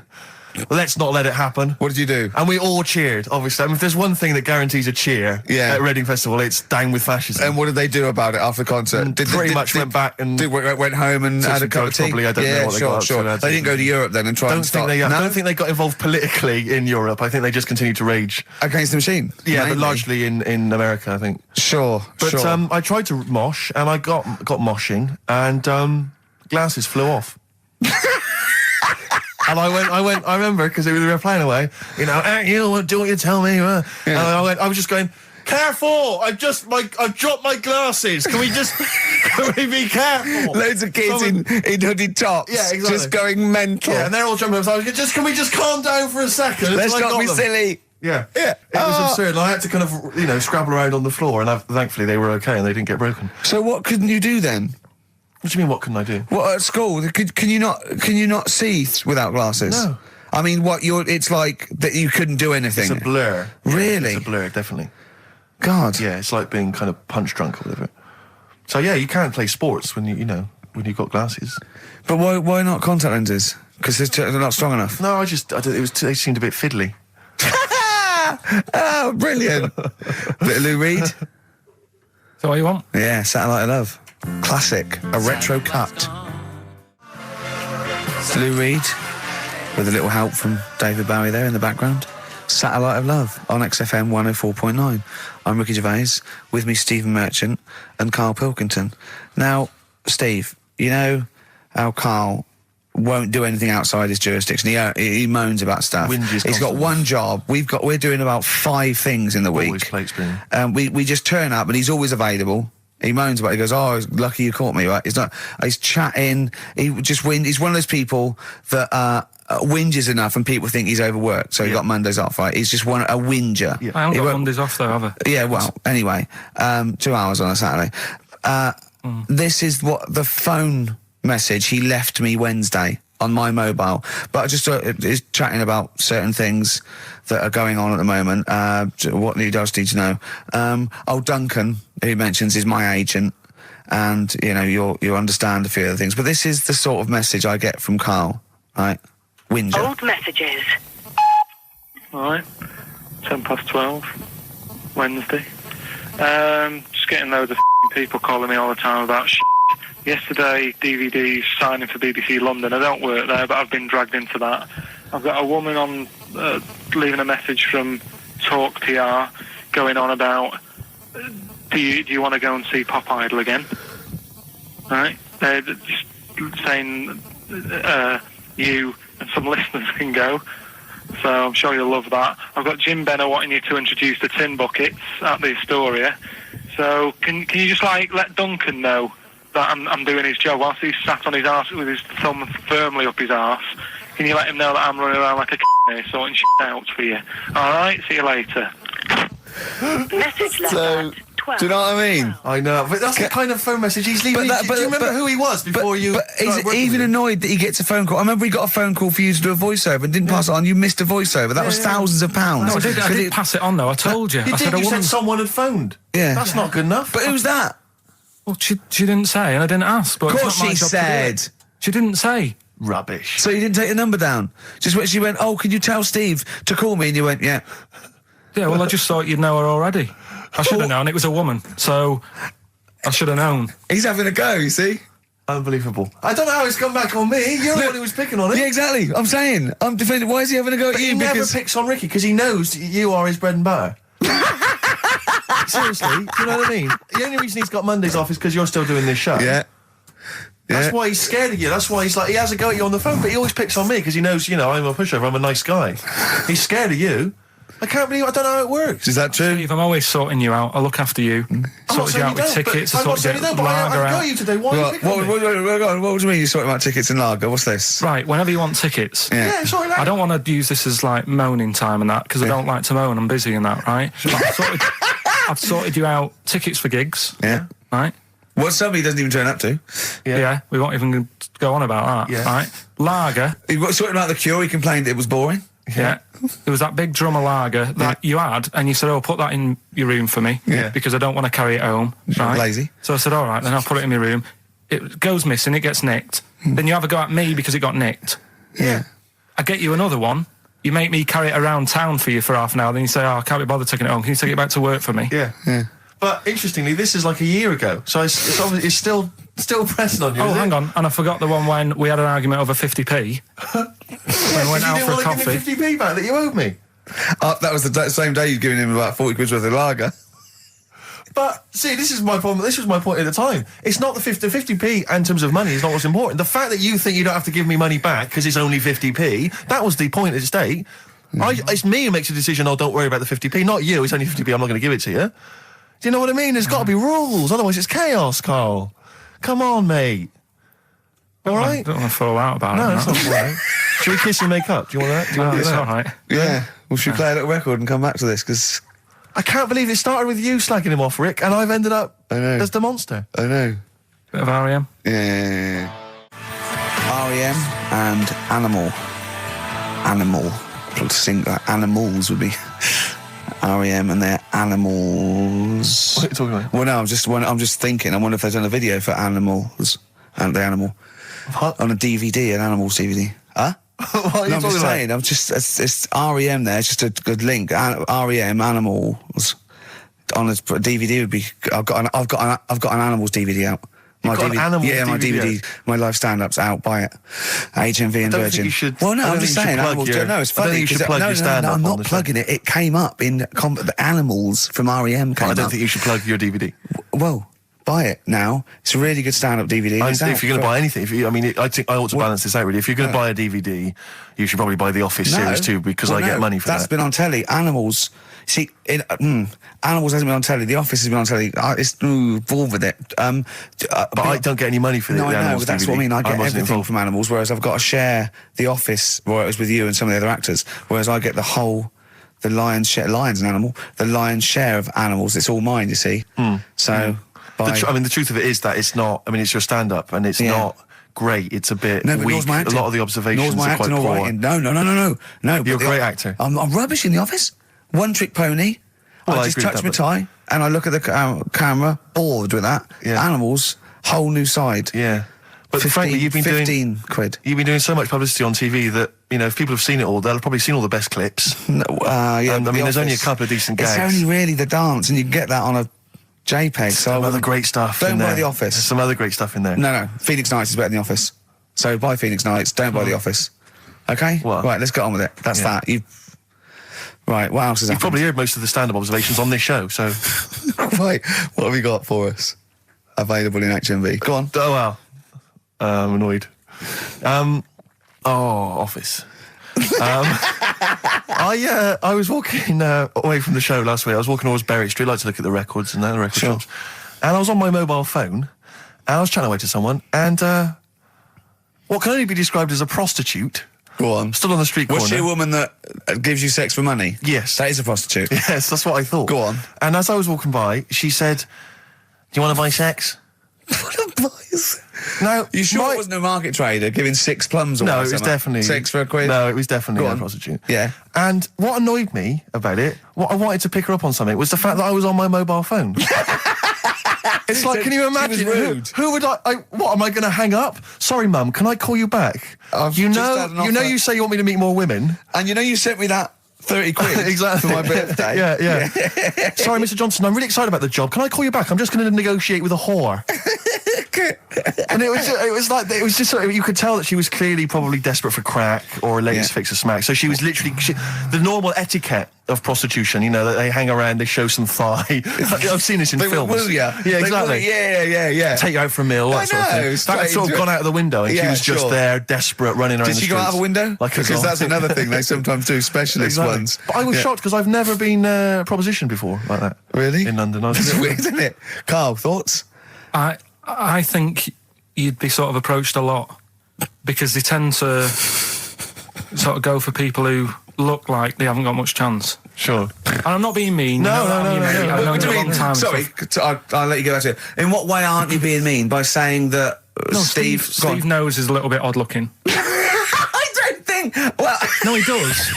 Do you know? Yeah, no, but it's not what he thinks of his looks. It's what he thinks of you talking about his looks on. No, but it's like how you were talking before about, your eyes are bad. It's nature's little way of saying, look, nothing to see here, right? I don't get that. I don't know what you mean. But when you look in the mirror and that, they've gone, look, he hasn't got the looks. Let's make his eyes bad, right? Yeah. Nothing to see here. Yeah. That's what I'm saying. They're balancing it out, right? Yeah. And it's funny, right? Now we're on the topic. Sorry, right, Johnny Depp. Now listen, but my chest is gonna burst at this moment. Whenever we go into this conversation, I always think to myself, Karl, do you know what you look like? I'm gonna. Seriously, can I be honest with you? You look like, if you've got like a balloon, a hot air balloon, right? Just a little balloon, like a party balloon. If you drew a little face on it, right, and inflated it about halfway, that's what you look like. Right. No, play a record. I don't want to get into this. It's too intense. Now you've got onto this. Let's just nip it in the bud now. I'll tell you something that I wasn't going to tell you because I think I don't want to hear it. I don't want to hear it. Right, it was on the tube. Right. Well, I was. Someone told me they were on the tube. Right, and the tube pulled into a station. Right, and one of the women saw the poster that's out at the moment with you and Rick on it. Right. Yeah. So this woman apparently goes, "Oh look, there's Ricky. Ricky's on the radio." Right. And the other woman goes, "Oh yeah, don't you listen to it?"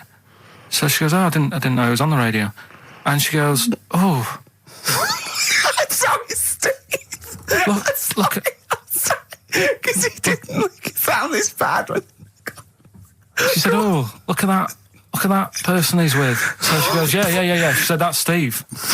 She said, I was sort of aware that he looked odd because Karl mentions it on the radio. Yeah.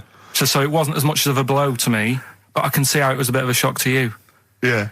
So that's weird, isn't it? Yeah. And that isn't me sort of telling this woman to say anything. That was all happened without anybody else sort of bringing it on.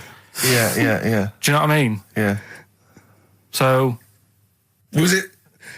Sorry, you seem to be relishing this. Was it because of the little balloon story that made you? I honestly, Steve, I wouldn't have told you, but if you're going to start, having a pop. Yeah. Do you know what I mean? I can't just sit here and take it and that. No. I mean, all mates. Yeah, it's just... yeah. Well, I mean, I was mistaken for Johnny Vegas. Steve's got a story about that, if you want to have a go at me. Well, someone just thought you were fat with a beard, which is true. Well, don't have a go at me because he said you look... Well, you started it. No, I didn't. Yeah, I didn't. You were milking it. I was laughing. You were egging him on. I sort of was. Yeah. But let's not, Oh, it's a good job you've got lots of good mates like Jonathan Ross you can go and hang out with. You don't need other friends, people who've helped you in your career. He's a good-looking bloke, isn't he, Jonathan Ross? He's a good-looking fella. Play a record. New single from Evan Dando, that's called It Looks Like You. Out of Time by Blur. Luckily, we're not out of time. Got another hour and 25 to go. So it's not over yet on XFM 104.9. I'm Ricky Gervais, with me Steve Merchant and Karl Pilkington. We've had quite a lot of emails, as ever, Rick. I should just say, because we're very lazy. It's a much listened to show. We're very lazy people, and we rarely reply or read out the emails. But I never read the emails. Absolutely so never. I rely, if I haven't replied to them, or my mail, Steve opens my mail and reads my emails. So if I haven't replied, it's just because he hasn't passed it on to me. Yeah. Okay. But I haven't passed it on to you because I know you'll never reply. Sure. I'm just cutting out that. But I just want to say thanks for the emails. We do read some of them, and we do appreciate the fact people send in jokes. I appreciate it. I love it. But long as I don't have to do anything towards it. Sure, we had an email from Jack. He just said he missed the last 2 weeks' shows. Has he missed anything? Not really. No, it's the same stuff. Same old I rubbish. think last week Karl was having a go at Chinese people not aging well. He had a go at the gays, and he came up with a ludicrous story about a monkey that was impossible. Yeah, So I don't think Jack's missed much. Go on. We've just had an email from the Pringles people. Oh, right. Good, because it's finally started to happen. I hear these stories about people given cars and Armani suits and trips abroad, and we haven't had no. But finally, people are starting to, realise what we're doing, our impact on society, and we've got a whole box of Pringles sent to us. Not on those little tubes, the proper tubes, the foot-long tubes. Yeah. So. And what have they said? Well, the Pringles guys they want them said, back. No, they've said they like the show, and if you want more Pringles, give them a call and they'll send you more Pringles. Yeah, I bloody love Pringles. Yeah, Pringles are. The thing about Pringles is, they're Moorish, right? Yeah. But how would I put it? You know the sort of thing when I open them. Yeah. And by that when I pop. Right. Yeah. I have to eat the. Well, okay, how can I put this? When I pop, I can't stop. What do you mean? I don't. Well, when I pop them open, I can't stop eating them open. Right, when you pop, you can't stop. Yeah. Yeah. I think that's because of the chemicals. I think that might be the reason. But they're good chemicals. They're good chemicals. They're the best chemicals. Pringle chemicals. They're not bad chemicals. Lovely. Like using chemical so warfare. yes, I want some more Pringles. Yes, what else more, do they more do? Pringles. It's interesting actually you were saying that like other people, like Kylie, I imagine, would get given sort of maybe sexy underwear. You got Robbie Williams where he gives the Armani suits. You get sent the crisps. Yeah. Which seems appropriate. Yeah. Oh, but it's nice to be sent. Anyway, go on. Talking of Pringles, on the Finchley Road tube station, early on my way in. There's a lot of Pringles there, isn't there? Well, I'll tell you a job I don't like. What? I wouldn't want to be doing. The woman, there's a little woman who sits in the little snack stall on Finchley Road station. Yeah. And I don't know how to describe it really. She is surrounded by snacks. She can't move for snacks. It's Does like, it look like American Beauty, but with different... not dissimilar to that. Yeah. It's a little hut on the station, and it's like if you go to the seaside, you can put your head through one of those cardboard cutouts, and it looks like you're a big fat person or whatever, and you can have your photo taken. It's like an equivalent of that, but it's just snacks everywhere. She's got bananas up to her chin. She's got chocolate coming down to her eyes, crisps either side of her. She can't move. She can't do 360 degrees. She's like packed in there. I don't know how she gets in there. I think they put her in there first, and pour in the bananas. Yeah. And then they go pour in the nuts. She has 2 hours of makeup before they open, exactly, yeah. dressing her in there. Because I'll ask for something from the fridge, and she cannot turn her head to see. She has to go by feel alone, just to feel the fridge and get stuff out and pass it. And often I'll say, that's not what I wanted, but she can't. You've got to let her off. It's extraordinary. Dear. But there's no music playing. Does she have to nothing. sell her way out of it? Exactly. If it's a slow day, she's stuck there till the next day. Yeah, it's like a world-breaking attempt. Yeah. Oh dear. First Finchley Road. So if if you're on Finchley Road or just want to pop down there, have a look at the snack woman, because it is. It's how always does she amusing. get refills though? I don't know how it works. I don't know how she goes to the toilet or eats. I don't know what she does. Yeah. But God bless her. That's one of the jobs you wouldn't That's have. jobs I would not like. I've always worried about working in one of those big photocopying places. Sure. Because it's just that constant taste of toner. Yeah. You know what I mean? It's so dry, and I just imagine going to work with a hangover. Yeah. 8 hours in that sort of I think it's environment. those jobs where what's the best that can happen that day? Do you know what I mean? The photocopying shop. What's the best? Well, they probably have interesting things, like people going and photocopying porno mags. Can I have 30 copies of my art? Right, yeah, exactly. Yeah, I couldn't make it to the staff party. Yeah. But I wonder if I could do that in here. Yeah. Karl, what job wouldn't you want to do? Well, any job. You're a lazy... You're joking, aren't you? I've done loads of stuff. I'm quite happy now doing what I'm doing. Yeah? You look happy. I think You sound happy. Yeah, I mean, calm down. You on drugs? I'm all right. Are you on E? Before England have won and that. I'm happy for them. Yeah, go on, happy for them. I'm happy in that. Yeah, what do you mean happy for them? We are England. Happy for us. Yeah. I mean, we didn't play. I did very little towards it. No. It was mainly Johnny Wilkinson. Yeah, I barely contributed. Switching on the TV was about as much as I did. Exactly. And shouting, come on! Yeah.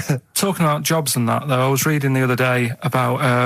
rubbish jobs that people have had and stuff. I haven't got time when I'm at work, man. I just get on with it. I'm not squiddly diddly. Fingers in pies, different jobs. Go on. Do you know Ivor the Terrible? Ivan. His Russian. Yeah, that was the Welsh fella who was bloody awful, but not as bad as his Russian cousin, Ivan. Go on. He had a fella doing some work for him. Right, this fella built his house. After it was done, right, the terrible fella was like, Fella Ivan. he was going, "Oh, it's brilliant. You've done a good job there. Yeah. I don't want you to build another one like that." Took his eyes out. Just stopped him making an house like that. Another Again. one. Blimey. That's bad, isn't it? Why didn't he take away his trowel? Then he could have seen, but he couldn't have built a house without a trowel. You can't build a house without a trowel. Yeah. I suppose he probably later thought that once he'd been nicknamed Ivan the Terrible. Yeah. He thought, why? Because you gouge people's eyes out. Yeah, but I didn't want to build another house. I know, but Take his trowel away. What would I have been then? Ivan the Crafty at most. exactly. Yeah. Ivan the Jealous, Ivan the spoilt brat. But Yeah.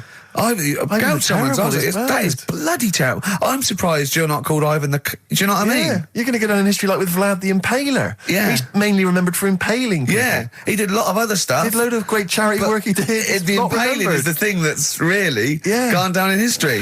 When were you reading about Ivan the Terrible? No, it's just or little Ivan stories. the Terrible is the thing you remembered from this informative article. No, it was just little bits like that. Talking about him, there was a thing about someone who worked for that fella who painted the ceiling.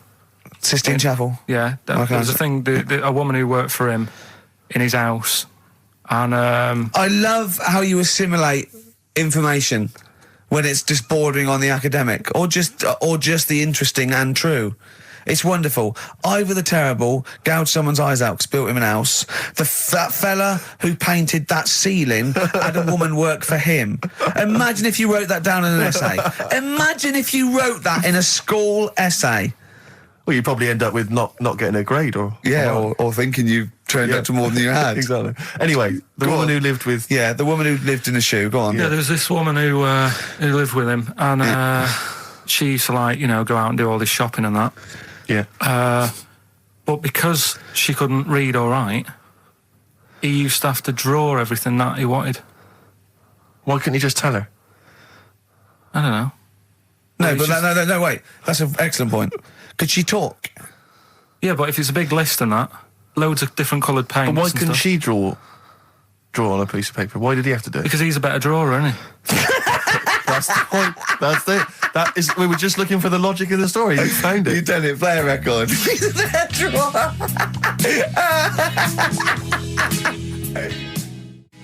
I Don't Owe You Anything by the Smiths on XFM 104.9. I'm Ricky Gervais. With me, Steve Merchant and Karl Pilkington. Karl, over to you. This is the time where we play, the world famous quiz, isn't it? Rockbusters, isn't it? Yeah. Which is Blockbusters, but with music. See you later. Cryptic clues and that. Do you want to say? Not really, Steve, not really cryptic, but go on. We've got a number of DVDs to give away, including some teachers' DVDs. We've got a bunch of CDs here, and also Ricky Gervais's live stand-up DVD, Animal, brilliant. which Cool. is not good at all. I really would not encourage people to buy that. It is weak observations, poorly performed. I would recommend The Office Series 2 on DVD. Rubbish That's in still that. I'm available. awful in that. You can actually see me forgetting some of my lines. That's true. Go on. Right then, so cryptic clues. Just an example, might be new. I reckon people will be staying in today because it's raining and that, so might not have heard it before. So, like... Or they have and they're not listening. yeah. Well, whatever. Good. You gave up on that, did you? Well, give us an example of the sort of thing. Jeez. All right, maybe don't. Listen, It's gonna take that long. I'm a broadcaster. Yeah, words are my tool. Go on. All right, forget that. Come on, Baldy. Right, three clues then. Here's the first one. It's a band or an artist. Yeah. Right? I'm going to the northeast. What are you going there for? Good point. Good question. Right? Yeah, if it had been why you're going to the northwest, that's a different matter. Go Going on. to the northeast. What are you going there for? Right. Yeah. S is the initial, so it's a band or an artist it starts with an S, and that's the clue. Right. Second one. She's related to the man in the lamp. Right. That's G. Right. She's related to the man in the lamp. Right. And the third one is the Jamaican fella would love to live there, but it's a little bit pricey. Oh, God, I feel an accent coming That's on. one where you're going to have to think about it with the accent. I imagine. Initials there, DS for that one. right? So the Jamaican fellow would love to live there, but, you know, it's a bit dear and that, isn't it? A bit pricey. So, So give us some again quickly. Right, the first one, I'm going to the northeast. What are you going there for? That's S. She's related to the man in the lamp, you know. That's G. Changes a and bit. the Jamaican fellow would love to live there, but a little bit pricey. Mm-hmm. And Okay. that's DS, so email in or text and that. Ricky.gervais@xfm.co.uk. What's or the text 83XFM. Yeah, what's with that? those prizes? All right, Brilliant. play some ads? Yeah. Steve, is there anything wrong with a bit of old-fashioned rock and roll? Yes or no? I do not believe so. Well, then there's Jet, so roll over DJ on XFM 104.9. Who are you? Ricky Gervais, who are you? Steve Merchant. Who's that little bald mank whinging twat over there? Karl Pilkington. Yeah, sure. One and only. All right. Oh, go on. Rick, as you know, there's always junk lying around in this studio, and not all of it is Rockbusters prizes. No. And there's, I've just been flipping Some of through- it's the playlist. Yeah, exactly. And I was just flipping through an old copy of the Guardian Guide from last week. Sure. You know, the little listings thing. Yeah. And, you know, I don't know if people might have seen it. There was a documentary on this week about the transfer of British sitcoms to America. Yeah. And we did an interview for that because I'm remaking the show over in the States. I'm just flicking through and I noticed there's a little write-up about it here.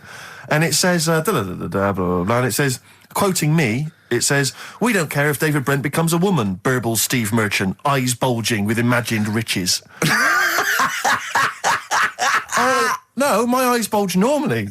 That's not me being greedy, that's you know just that thing me. I did on it when I sort of like rub my fingers together and do that stupid Brent... People take that seriously. I know.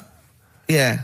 It's extraordinary. Oh, some people got it, but I think it was something in the paper the next day said Gervais's mannerisms could have been transferred as dollar signs. Well, I was doing it sarcastically. I was Exactly. doing it like that. I was pretending that I just cared about the money. Yeah. So, Yeah. irony... you see, people say Americans don't get irony. Most people here don't get irony. Absolutely right. That's Yeah. why they think this show's rubbish. Yeah, I know. We fooled them. Yeah. We've had the last laugh. We Exactly. think it's really good. Exactly. Carl, come on. Let's have some news. Let's do some proper radio. Have you? Although all your news comes from Ananover, doesn't it? That's What will where Dr. I Fox got do that. about now at 2 o'clock? He'd do some amusing Some news. It's coming up for 2, and here is the news with Karl Pilkington. Well, like I said, it's just headlines and that. I don't bother reading on if I No like point. the headline. And it's all from You get the Ananover, story. not from Yeah. a newspaper or... It's not made up or anything. These No, are real okay then. Well, headlines, so- let's see. Okay, imagine Trevor McDonald doing this. It's, These are real news headlines. Okay then. Wow, they're real to Karl. Okay, here we go. And here is the news with Karl Pilkington. Bong. Man hid in wardrobe to avoid work. Yeah, good. All right. Bong. Teenager gets stuck in washing machine. Bong. Dutch man has 2 right feet. Bong. Cow hit by train lands on farmer's wife.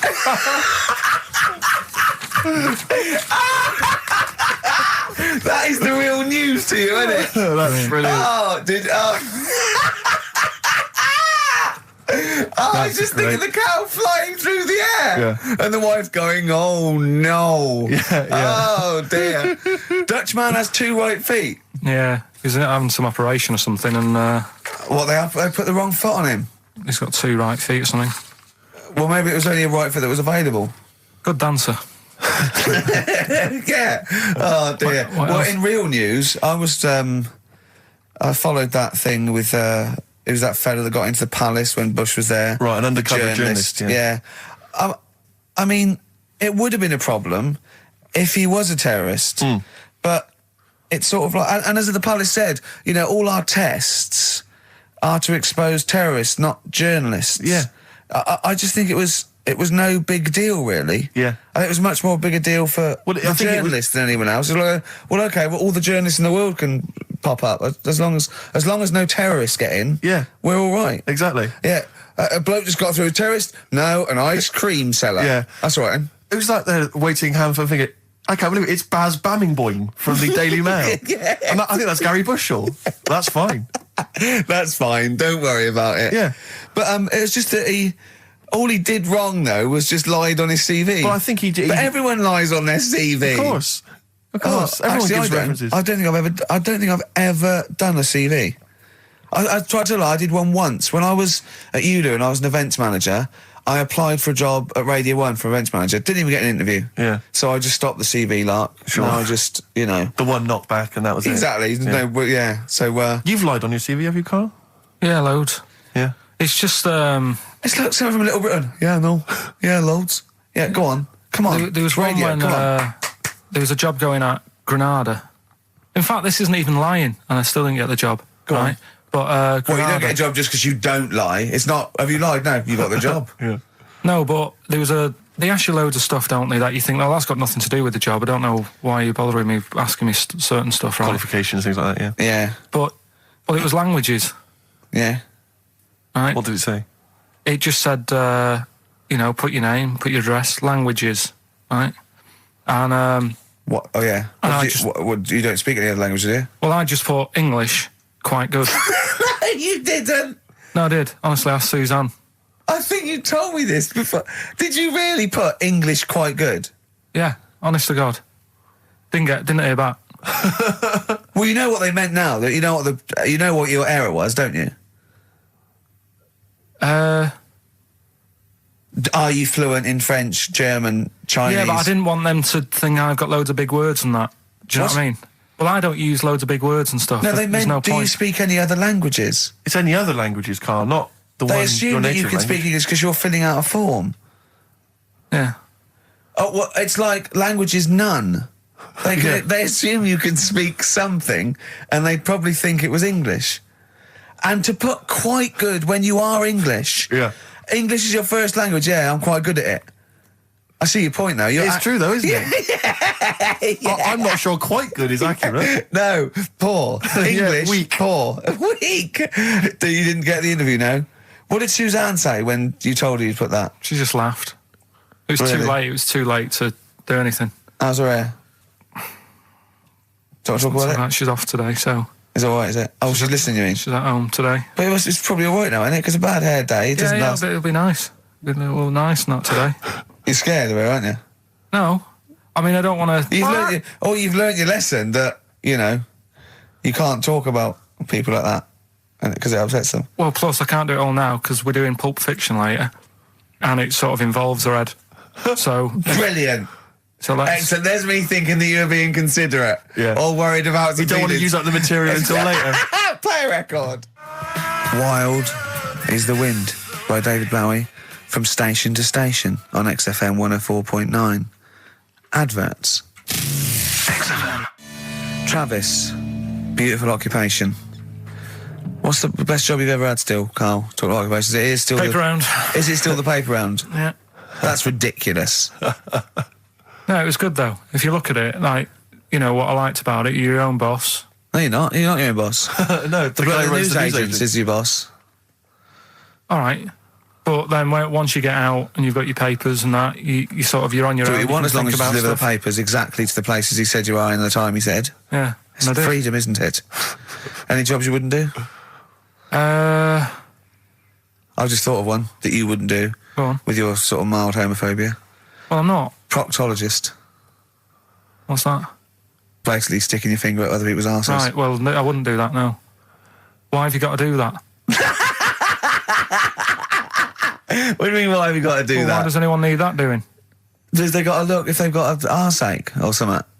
Which trainee doctor makes that their speciality? Do you know what I mean? That must be, right, we got a place for proctologists, and it's you, Meadows. You came last. Oh, seriously, what? I'm not the arse doctor, am I? Yeah, you came last. Oh, I'm a bum GP. I can't believe it. Yeah, you got to, I can't believe this. Yeah.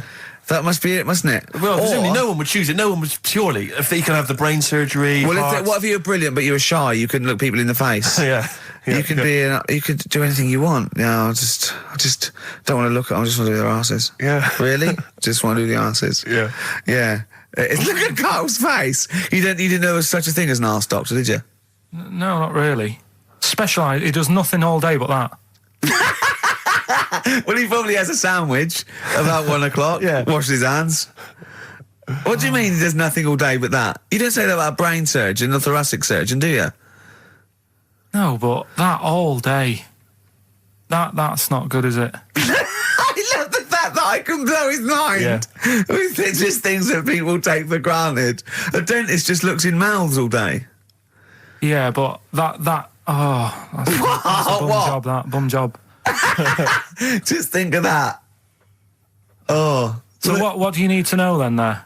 It's a lot. It's a lot to know. You gotta have nice nails. Yeah. No rough edges. Well, you'd be alright, because you got that job handing out biscuits to the old people because you had nice hands, didn't you? So, yeah. And I know a lot about biscuits. I know my biscuits. Do you? Yeah, I know which ones they like and that. Do you? What do they like? What do old people like? Bourbons, rich Do they tea. really? Because that's my least favourite. I would never eat a bourbon. I could be starving and I wouldn't eat a bourbon. If you want to let us know what your favourite biscuit is, why not email in Ricky.Gervais at XFM. But I'll tell you what, with all them eating biscuits, I bet they get arse problems, don't they? So you could double up, couldn't you? You could be handing out biscuits in the morning and checking out. So why would you go and have that done then? What sort of problems then? What do you mean? Loads of problems. Like what? Prostate. And they've got to go there. They have to like have a little, you know. Well, there was that. I told you that story. That bloke. It's not an apocryphal tale because it's about an orderly's report, and this is the bloke that filled out the form. And what happened? He went into hospital basically with a sauce bottle up his arse, and on the report, he said obviously, you know, pleasuring himself using a sauce bottle. And on the report he said that he'd been shopping at Safeways and he'd come in with his shopping and he'd forgot his key, so he'd put his bags down on the step, right? And he started climbing up the drain pipe to get in, right? But as he was climbing up, his trousers and pants fell down. He slipped and fell, and the sauce bottle went up his arse. And the orderly said this story would be somewhat believable if Safeway sold their sauce bottles with condoms already attached. That's like a game of Kaplunk. so he put. I love that he put a condom on it. I wonder if that was so he didn't want to get an infection from it, or he wanted to use it on his chips later. So waste not, want not. Talking of arse, Blockbusters. We should give those clues again because we're not getting many right responses here. Let's give them once more. Do you know what I think? Because the mentalists out there get his clues and they're rubbish. So I think his clue must be so way off. I know. That it's something wrong. Do you know what a pun is, don't you? You can't change the word. You can't have, he's bald and he rides a bike. Who's that? Bicycle Stipe. That doesn't count. It's got to be Michael Stipe for it to be correct. It's got to be Michael Stipe, yeah? All right, well, the most we've got two right, right? So let's hear the clues again. All right. First one was, I'm going to the northeast. What are you going there for? S. It's a band or an artist that starts with S, right? I'm going to the northeast. What are you going there for? Second one, she's related to the man in the lamp, right? That's G. Band or an artist. The last one, the Jamaican fellow would love to live there. It's a bit pricey though, right? DS. Right? DS. DS. Email in or text in. Ricky.Gervais at xfm.co.uk. Or on the text, 83XFM. Right? Bob Dylan. Dylan's, of course, playing in London this week. Yeah. And good luck it's to a him. classic. Bob Dylan, It's All Over Now, Baby Blue from 1960-something. Bit of trivia for you, Steve. Go on. That is the last record we ever played on the old XFM before we were fired. I bet that was a moving moment for about 8 people. I just thought of something. You know that thing we did about, they said that we just cared about the money, selling it to America? Yeah. If we cared about money, would we be here now? Do you know what I mean? I know. I think this proves that we don't do things for the money. Exactly. Jesus. All right, Karl? Couple of emails. Monkey Matt's emailed us. Who? Monkey Matt. Oh, Matty, yeah, go on. Yeah. He says... How's the Munster? He's all right. He says, Karl has missed a cracking headline from The Sport. Hide-and-seek champion found dead in cupboard. I hope it's real. I don't know if it is. I doubt it. Just looking through some of the news stories that Karl did make it into Karl's news roundup. Yeah. This one you might be interested in. Headline, woman says partner ran off to become vampire. Yeah. And it says a young mother says her partner has dumped her to become a vampire. Rebecca Roberts from Somerset says Matthew Barrett fell for a blood-worshipping woman in a US cult. The 23-year-old mother says he began shaving all his body hair, dressed in black, and used Rebecca's lipstick to redden his eyes. Rebecca caught him performing weird blood rituals in front of his computer at night, cutting himself to prove commitment. She said, I thought it was just a hobby. Everyone's got a right to one. I was pleased he'd found an interest. Brilliant. This is apparently from The Sun. Apparently he's left. He's gone to America. He's living in this Ohio-based cult. But it's the last bit where she's been asked whether or not, if he came back, would she take him back? Sure. And this is where I wonder if the journalist, you know how journalists are supposed to just report the news, be objective. Yeah. I wonder if maybe the journalist here has maybe had some interference. Made the quote better for them than go on. Because it says, I never thought this would take over his life. Now, if he came back, I'd say fangs, but no fangs. Oh dear! I can't believe. Imagine you're the woman, Rick. Okay. And I've come round. You're the to you. journalist. I'm the journalist, and I've come in and I've said, okay, I read about this. All I have to do is not say that thing. You've come. I understand you're obviously quite upset. Your husband's gone gutted. off. If he came back, would you take him back? Definitely not. Right. What would you say to him then if he came just back? get lost. Right, but I'm really pissed off with you. Would you perhaps say something a bit more pithy? Not in this situation, no. You're upset? He cuts himself, he drinks blood, he's left me. Sod off. I'm not interested, mate. Because I tell you what. Go on. I mean, I like what you said there, but I wonder if we could condense that a bit more. If he came back, would you say... Go away. Would you ever say something like, thanks, but no thanks? No, because it makes it flippant, because I'm really angry. I know you're annoyed. And I'm upset, so I wouldn't say... I certainly wouldn't say thanks. I might say no thanks. But what if you sort of said it like aggressively, like you were giving him the finger, thanks, but no thanks? Like you didn't really mean sort it. of sarcastically? Sarcastically, would you possibly say I might say thanks, but no thanks, and that'll be it. And that's and I'd leave it there. I'd never change that. Sure. I'd never change those words. Can I ask you a question? Go on. Do you like puns? Hate them. Right. I don't like It's Countdown. I don't like QI. I don't like any of those posh Cambridge, Oxford types. I hate puns. If you had to say thanks but no thanks in the form of a pun, what would you maybe say? I wouldn't. I never would. Right. I'd say thanks but no thanks. I would. I mean, I feel embarrassed that I'd even say that because I don't think I would even say thanks but no thanks. Okay. But if I did go that far, I'd leave it there. Sure. So, have you ever noticed, as I have, the similarity between the word thanks and fangs? Not really. It's very similar. Not Thanks, really. fangs, F-T-H, there's a K. Fangs very much. G. It's A and N. Well, the A, the N and the S, but that's about it. Would you agree it sounds marginally similar? Yeah, Is it possible you might one day say fangs but no fangs? I wouldn't know. Right. I could put that though, could I? But don't say I said it. Right. I mean, yeah. Fangs, but no fangs. Yeah. This is the thing. Just, if you ever read an article in The Sun, The Mirror, anything, do not believe it. Really seriously question and query it, because... If it ends with fangs, no fangs. If it ends with a pun, almost certainly they never said it. Feeder. Do you know what? I'm annoyed at now, right? We've got another ad break coming up. How many ad breaks have we had in this show? I know. Carl, how many ad breaks have we had in this show? It's about 3 or 4 an hour. 3 or 4 an hour, so about 3 minutes. So... 20 minutes. 20 minutes is wasted on shite. I mean, apart from the stuff we talk about. Well, it's funny you should say that, because someone said to me last week that they felt that there were more adverts now on the show than there used to be. Are there more adverts in the show? I think, just checking some of the emails, I think that's because people are requesting them. They find them more entertaining than what we're giving them. But... can't we sort this out? Don't go on about it. No, can't we though? Why can't we have less? Why have we got so many? Is it... It happens, doesn't it? Well, no, you can't listen to radio in after every record. It's bad enough trying to keep them listening with the rubbish we come out with. Yeah, we've got Rockbusters here, let's get them back. Right, come on then. Right, has anyone got all 3? No. No, right, okay, so there's some... I'm going to ban Rockbusters. Okay, go on then, what are the clues again? Tell me the answers. Well, give us the ones that they did get. All right, well, they did get... she's related to the man in the lamp. What's that? That was G.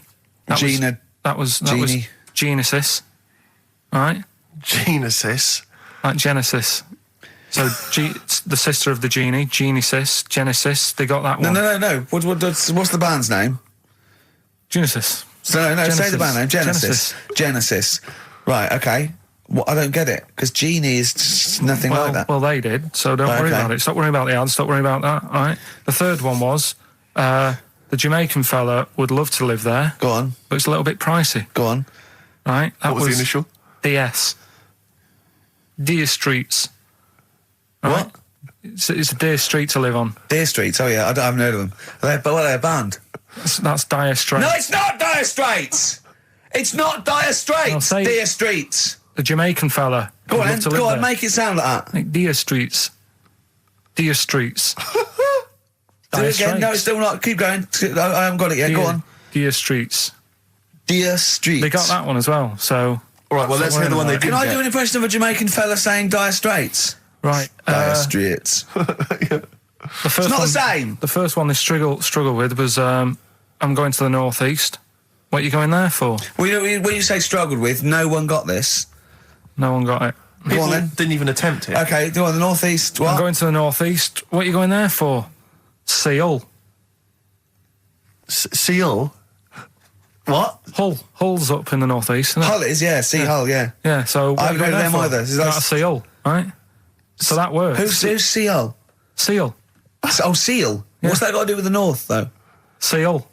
That's the way I'd say it, innit? Okay, that's the end of Rockbusters. Unbelievable. That's the end of Rockbusters. I can't believe we even brought it back, Rick. Right, I'm serious. That's the end of Rockbusters. Can I be honest with you? Go on. I'd love to hear some adverts now instead of that. Well, hang on So a would minute. I. Adverts are better than that. I'm just saying Laura. Doesn't matter. Laura's the Fine. one with... Well done, Laura. Right? She Well only done, got two, Laura. but we'll give her that. Yeah, just play the So, ads. I'm actually looking forward to the ads. Really looking forward to my... There's a phone. Black Rebel Motorcycle Club. We're all in love on XFM 104.9. Sorry about Rockbusters. That's the end of it, definitely, because it was dreadful. Do you know what I mean? It's not. Do you know what I mean, Steve? Yeah. It's quite funny, but that was awful. I mean, we've apologised for that quiz so many times. I know. We've given it. I think it's two People like comebacks. it though, don't they? No, they People don't like it. They don't like it because do it's like it, they that's love it. too. That's people. No. That's the end of that. Less adverts next week. Sort that out. Yeah. Because it's awful. 20 minutes of adverts. Do you know what I mean? It's not what people listen for. So, right, redeem yourself. Have you got the film thing you're in? Right, yeah, I'm in a film. It's Pulp Fiction this week. Right. Right. Changed it a little bit, tweaked the storyline a little bit. Okay. It's just To make it better, yeah. It's just do you know I've talked about Suzanne's hair and that, Yeah. about when she got it cut, didn't like it and that. Yeah. So it's sort of about that. Listen to it. There'll be a question at the end. You can win some good stuff. Yeah, well... Right. So, and this is the scene where they're in the restaurant. Do you know when they're about to do the robbery? Yeah, play So it. it's not a restaurant. I've changed that. It's a barber's. Right. All right. Okay. All right. There you go then. Is there going to be a question after this? Yeah. Okay. Right. Girlfriend came in here earlier. Had a haircut. I'm not happy with it. Look at the state of that. Well, don't laugh. Yeah. I mean, I don't want to cause any fuss, but just want you to sort it out. Afraid I can't do that. Well, you can do that because it looks a mess. Look, my friend, this is just where you and I differ. Well, you've got to do something because look at it. When she came through the front door at home, I thought Dave Hill out Slade had walked in. Funny, I was thinking the same thing. Look, I don't want to cause any problems or anything. She hasn't even seen it properly yet. She sort of had it cut and came straight home and didn't look at it. Suzanne, just look in that mirror. Look what they've done to your head. God damn it, what is it? Suzanne! No! We're not gonna do anything stupid, are we? I'm the manager here. There's no problem. What do you mean it's not a problem? Look at the state of her hair. Be calm, cooperate, and this will all be over in a minute. I want to go home. No, we're not going anywhere until they've sorted your hair out. I'm not walking home with your hair like that. It's embarrassing. So let's just get it... You die. No, forget having it dyed. Just get it cut. Colour's not a problem. Just sort it out. Just get rid of... Let's see what we can do. Right. Good. Look at it. Look at the state of it. I'm trying real hard. Suzanne, just keep your head still there so we can... Just hang in there, baby. You're doing great. I'm proud of you. Just sort that bit out there. Just put that.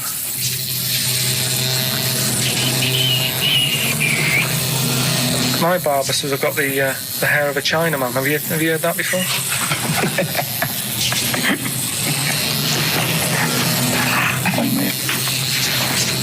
What? What's so funny about that? Is it serious or what? Freaking me out. If my answers frighten you, you should cease asking scary questions. It's almost over. There you go. No, it's not brilliant, but I have to do, won't it? I reckon we'll have to buy her a hat on the way home. Yeah, that's probably a good idea. Do you think Suzanne's listening?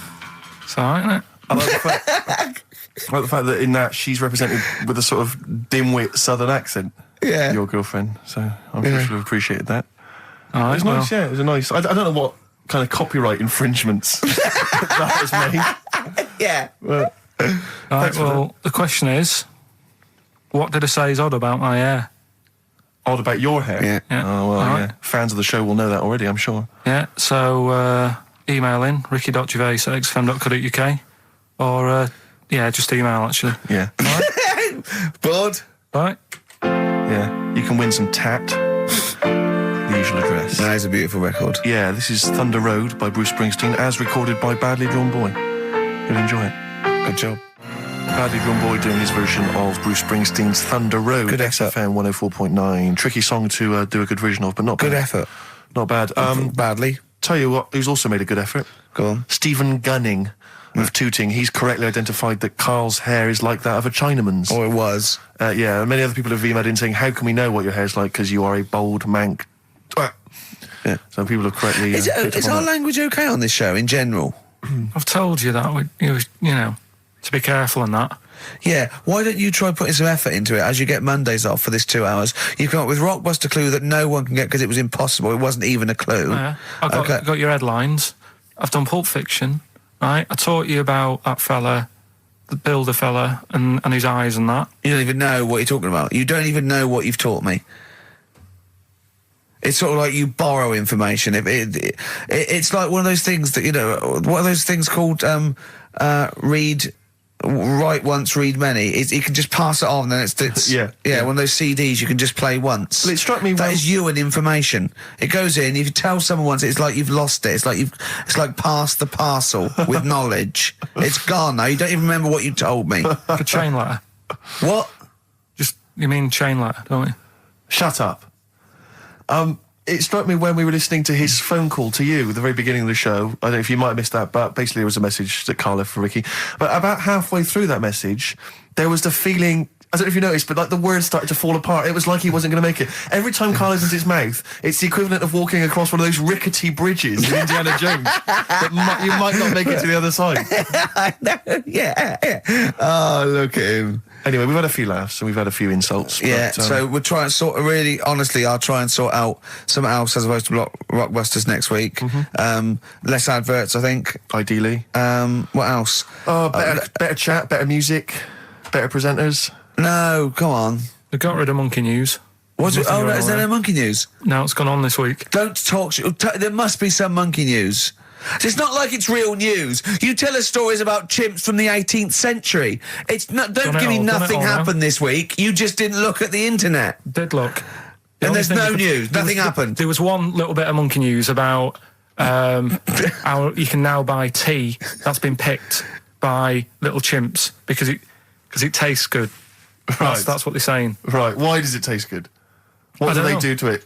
I don't know. It just annoyed me. Is it those chimps from the PG Tips Act? Well, that's the annoying Are they thing. dressed up, having funny conversations? Well, like that's in the a house thing. somewhere? Everyone made a fuss about, that's cruel making them pick a piano up. Yeah. If I was a chimp, I know what job I'd prefer. Sure. Do you know what I mean? Doing removals rather than standing in a field picking tea and that. Yeah. I love the fact that he probably thought that was a documentary. Yeah. He thought it was a trailer for a Channel 4 programme. All right, we'll be back next I've week. got a little treat for them. Right, that winner of the DVD, watch the behind-the-scenes footage because you see Karl's little round head. So they're enjoying that. Who won that, by the way? We've given that away, haven't we? Yeah, we forget what it was. It's gone. Oh. Don't bother watching the rest of the stand-up, though. It's a bit poor. Leave you with 50 Cent's outfit. Fiddy, I called him Fiddy. Fiddy, I called him Fiddy Cent. Back next week. Fiddy.